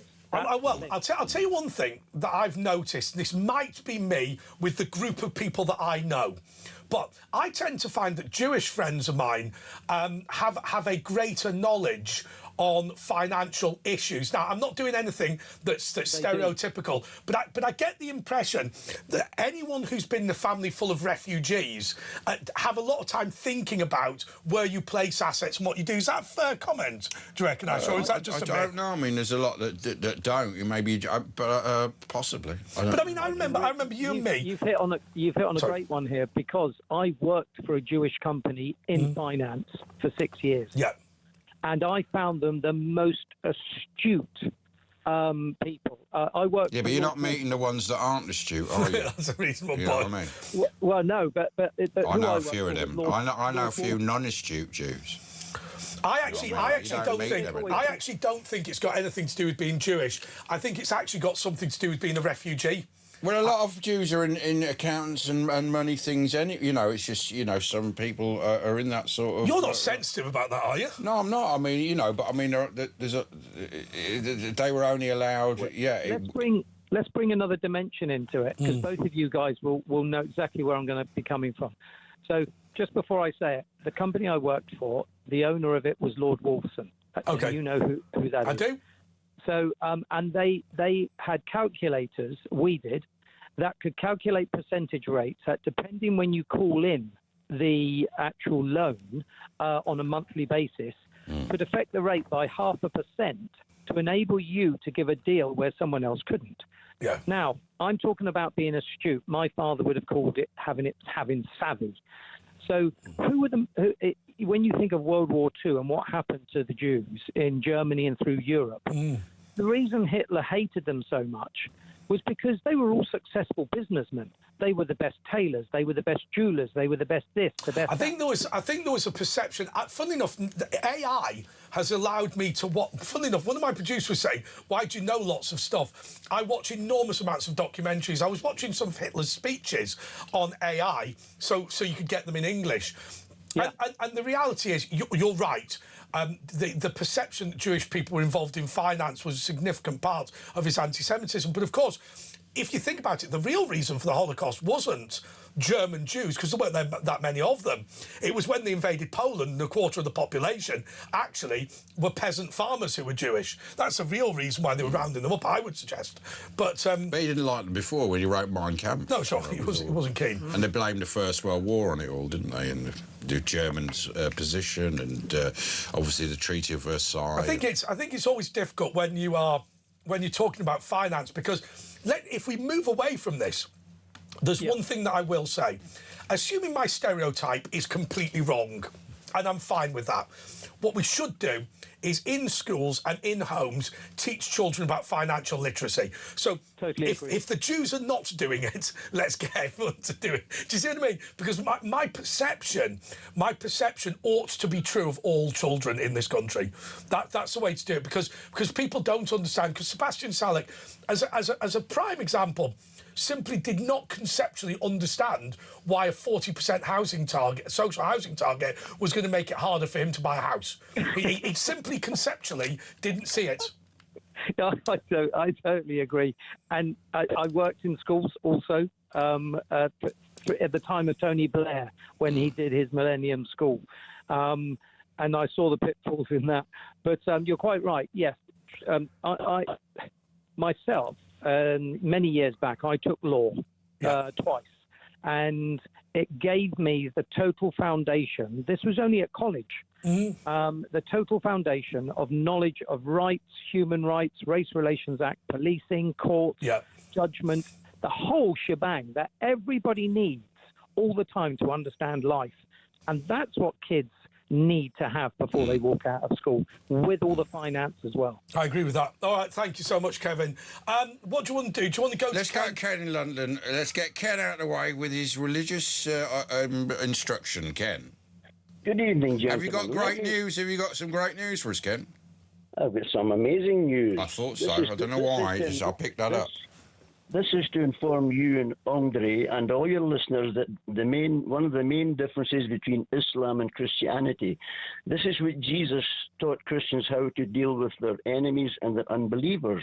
He said, love them, bless them, pray for them, help them, give to them, do good to them. And turn your other cheeks. That's one of them, turn your cheeks. That is what Jesus taught us to do to our enemies and unbelievers. Here's what... It hasn't worked now, has it? I mean, look at Bethlehem. It was 80% Christian, now it's 10%. Maybe needs to be a bit more, add a bit more lead in his pencil. Well, here's what Allah and Muhammad tell the Muslims to do. Kill them, crucify them, slay them, slaughter them, besiege them, terrorize them, maim them. That's how all the surahs, I've got the text written down here. So that's the difference between Islam and Christianity. So why then, Ken, are some Christians violent and some Muslims very moderate? Yeah. What Christians are violent? Well, I mean, the Crusaders. As an example, I could give you the example of the Bosnian Serb militia, the Kosovan Serb militia, the Croatian SS. Look, You're talking about Catholics and Orthodox. I'm talking about Christians who love Jesus. So basically, they're not proper Christians, is the answer. That's right. They're not the Christians by name. Jesus said, "We have to love our enemies and pray for those who despitefully use us." Would Jesus ever fight, though? Surely Jesus believed in warfare or sometimes defending yourself. Of course he did. The Bible teaches a just cause for protecting a nation from evil. I mean, you are Ken. You are an older man now. So one would assume. Who told you that? Yeah, who told you that? Yeah. One would assume your fighting days would be over either way. But are there circumstances where you would take up the sword?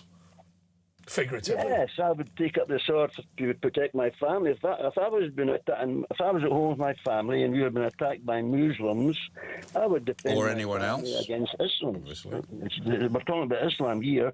Well, yeah, but whoever attacks your family, obviously you defend them. Yeah. Correct, Ash. Correct. However, the Western world especially, we are under the evil threat of a death cult called Islam, and I've just read out to you.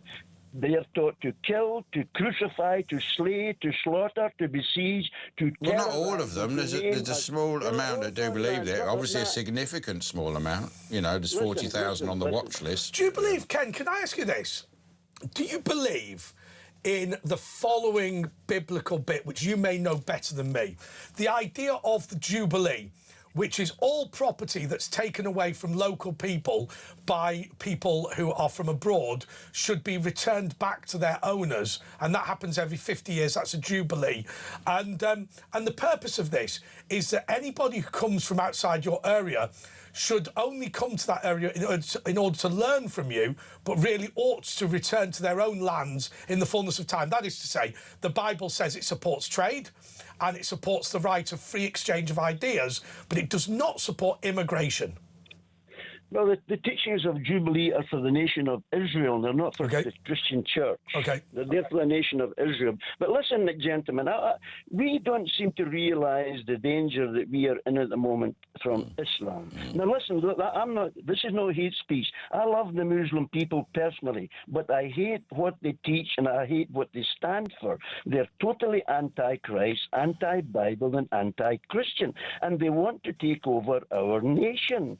We haven't grasped the I mean, it is worth pointing. Some of them do. Some Muslims want to get these Islamists out even more than we do, because, you know, they don't believe in that form of Islam. It is worth pointing out to those of you who are shocked by what Ken says. You know, it is a fact that if you believe in Christianity, you do not believe in Islam. And I hate this whole society that we live in now, where you are required to pretend that Islam and Christianity agree with each other, when in fact, in many respects, they do not. Well, freedom of expression, freedom of religion is not an Islamic tenet, principle, is it? So it's sort of, that is incompatible if you believe that form. But you see, I speak to a number of Muslims and I tell them, for example, Muslims claim Jesus is our prophet, they claim. I say, well, do you ever read what Jesus said? They want people to stop drawing Jesus at school now because it's a Muslim prophet. That's... Yeah, but listen, if they listen to the Jesus, the prophet, and the Injil, which is the New Testament, Jesus says, their prophet says, I am the way, the truth, and the life. No man cometh unto the Father but by me. Now, see, that's what your prophet said. Do you believe him? No, they don't believe their prophet. They're lying when they say he's their prophet. They don't believe the prophet Jesus. And that is Ken in London with his morning instruction. Will be more from Ken another time. But you can have too much of a good thing. It's Andre and Ashat, virtual Ashat, Andre JP Walker. It's Talk last 10 minutes. We're going to be just zipping through the calls back after this.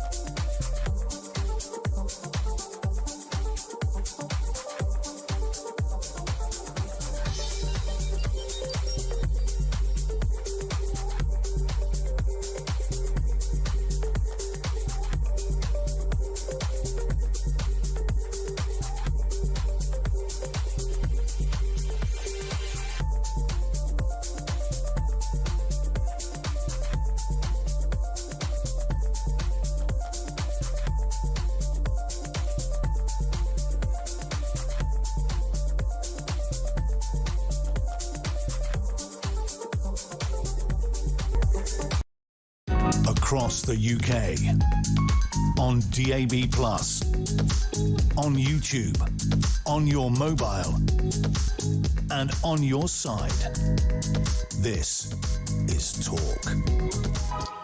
Yes, this is Home of Common Sense. Just to remind you, if you want to follow us on social media, at Virtual Ash. At Andre JP Walker. You can do that on YouTube, which is where some of the more fruity stuff of my views are. Well, I mean, it's pretty fruity on here these days, isn't it? OK, let's go to Chris in Thurrock. Chris, you're on talk. You've broken that switch. Stop. No, it's not. It's just You've broken that switch. Look, it's just you pushed... No, they all come off. Look. Don't break that one. No, look, they all come off.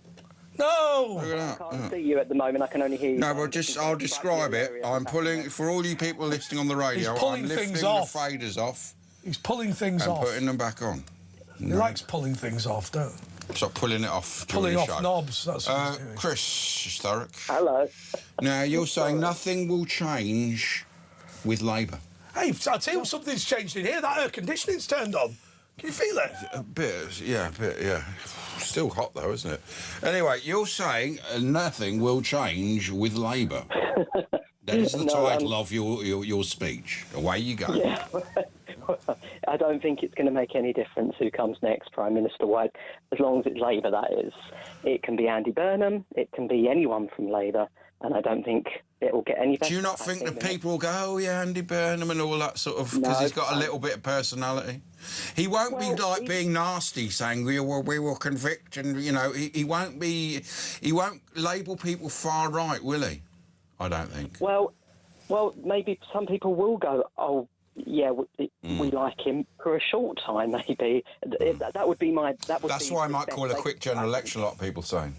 Or some I hope they do. I really do. And but I think whether people like him or not, and I think the best he can hope for is a brief like, you know, people like him briefly. I think that's the best he can hope for. But whether they do or not, I don't think it'll get any better I think if anything, it'll get worse with whoever they bring in until the whole of Labour are... Because the backbenchers are in charge, really, aren't they? Well, they're potentially...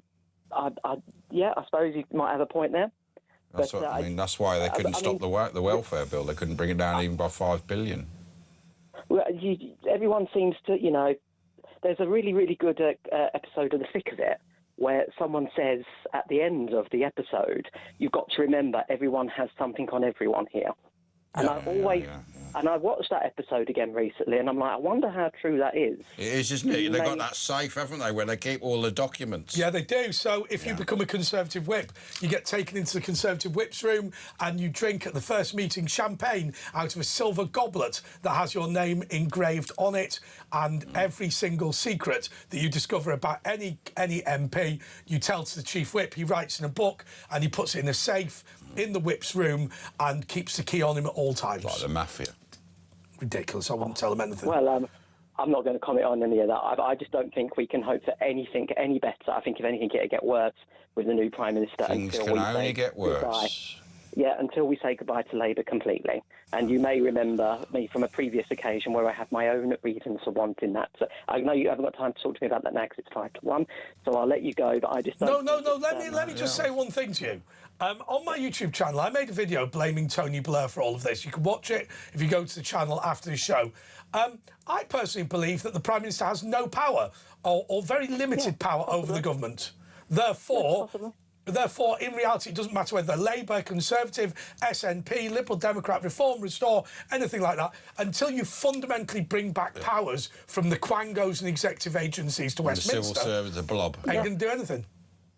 And even if Reform get in, though, I wonder how much of a battle are they going to have with, like, the civil... They're going to have to break it from the start. I mean, this is what's his name? Cumming, Dominic's Cumming is said about it. It's all a charade, the ministers... so Danny Kruger for Reform, the head of policy, is talking about having to take back control of the government. Winning the election will only be the first step to taking control of the government. Yeah, they then have to take control. Anyway, let's go to our final caller of the night. It's Yasmin. Yasmin, the teenage witch. Come on, Yasmin. Hiya, darlings. Hiya, darlings. I told you Starmer were leaving, but You do you want to hear but so was everyone else, yeah. But you weren't the only person. Have you got any, you gave us 4 World Cup winners from your spirit guide. That's rubbish, isn't it? You asked your spirit guide, and he gives you 4 answers to win the World Cup. He's a bit woolly, your spirit guide, isn't he, Yasmin? Don't call my spirit Sorry, guide. I offended him last time, yeah. But has he given you a winner of the World Cup yet? Well, let me tell you, Burnham will stay She's in like a office politician, isn't she? for 5 months and 2 weeks.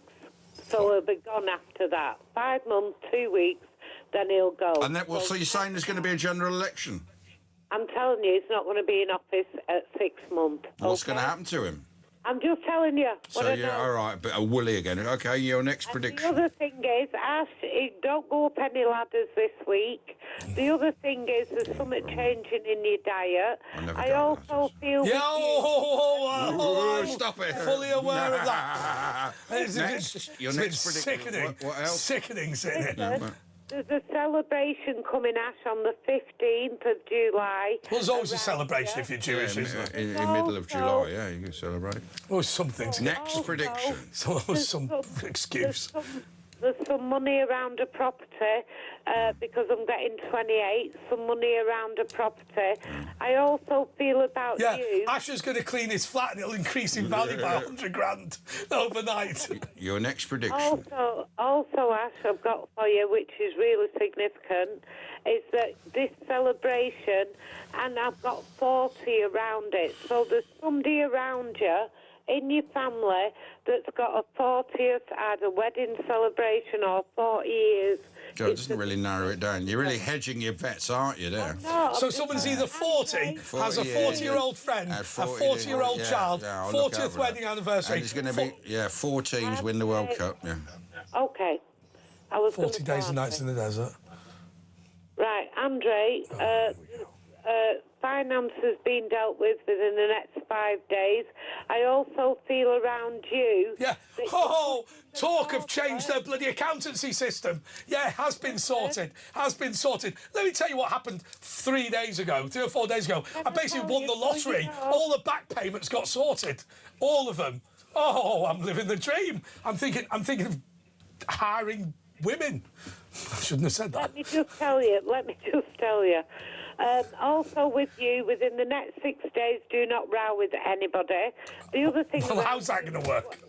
Should he climb a ladder? You've got to be diplomatic in a meeting with 6 people. Remember, I've said it. And the other thing around you as well, I got the skull and crossbones connection with somebody. So I'm going to become a pirate? The Anunnaki. Listen, no. The Hellfire Club in London, that's connected to you somehow. Also with you, you've got Love coming in on the 23rd of July. Well, as I said, I'm thinking of hiring. Hiring a what? A prostitute. I'm joking. I'm joking. How much do you pay? How much do you pay, babe? I've seen your snabs. I know. They were in a film, weren't they? They were in the advert for Chris. Stunt snabs. Listen, the big and bouncy. They are big and bouncy. I mean, I'd call What them were they doing in a crisp advert? Oh, it was to show how saggy you get if you buy these crisps. Andre, I know Monster it's not Munch. crazy, but I do see you can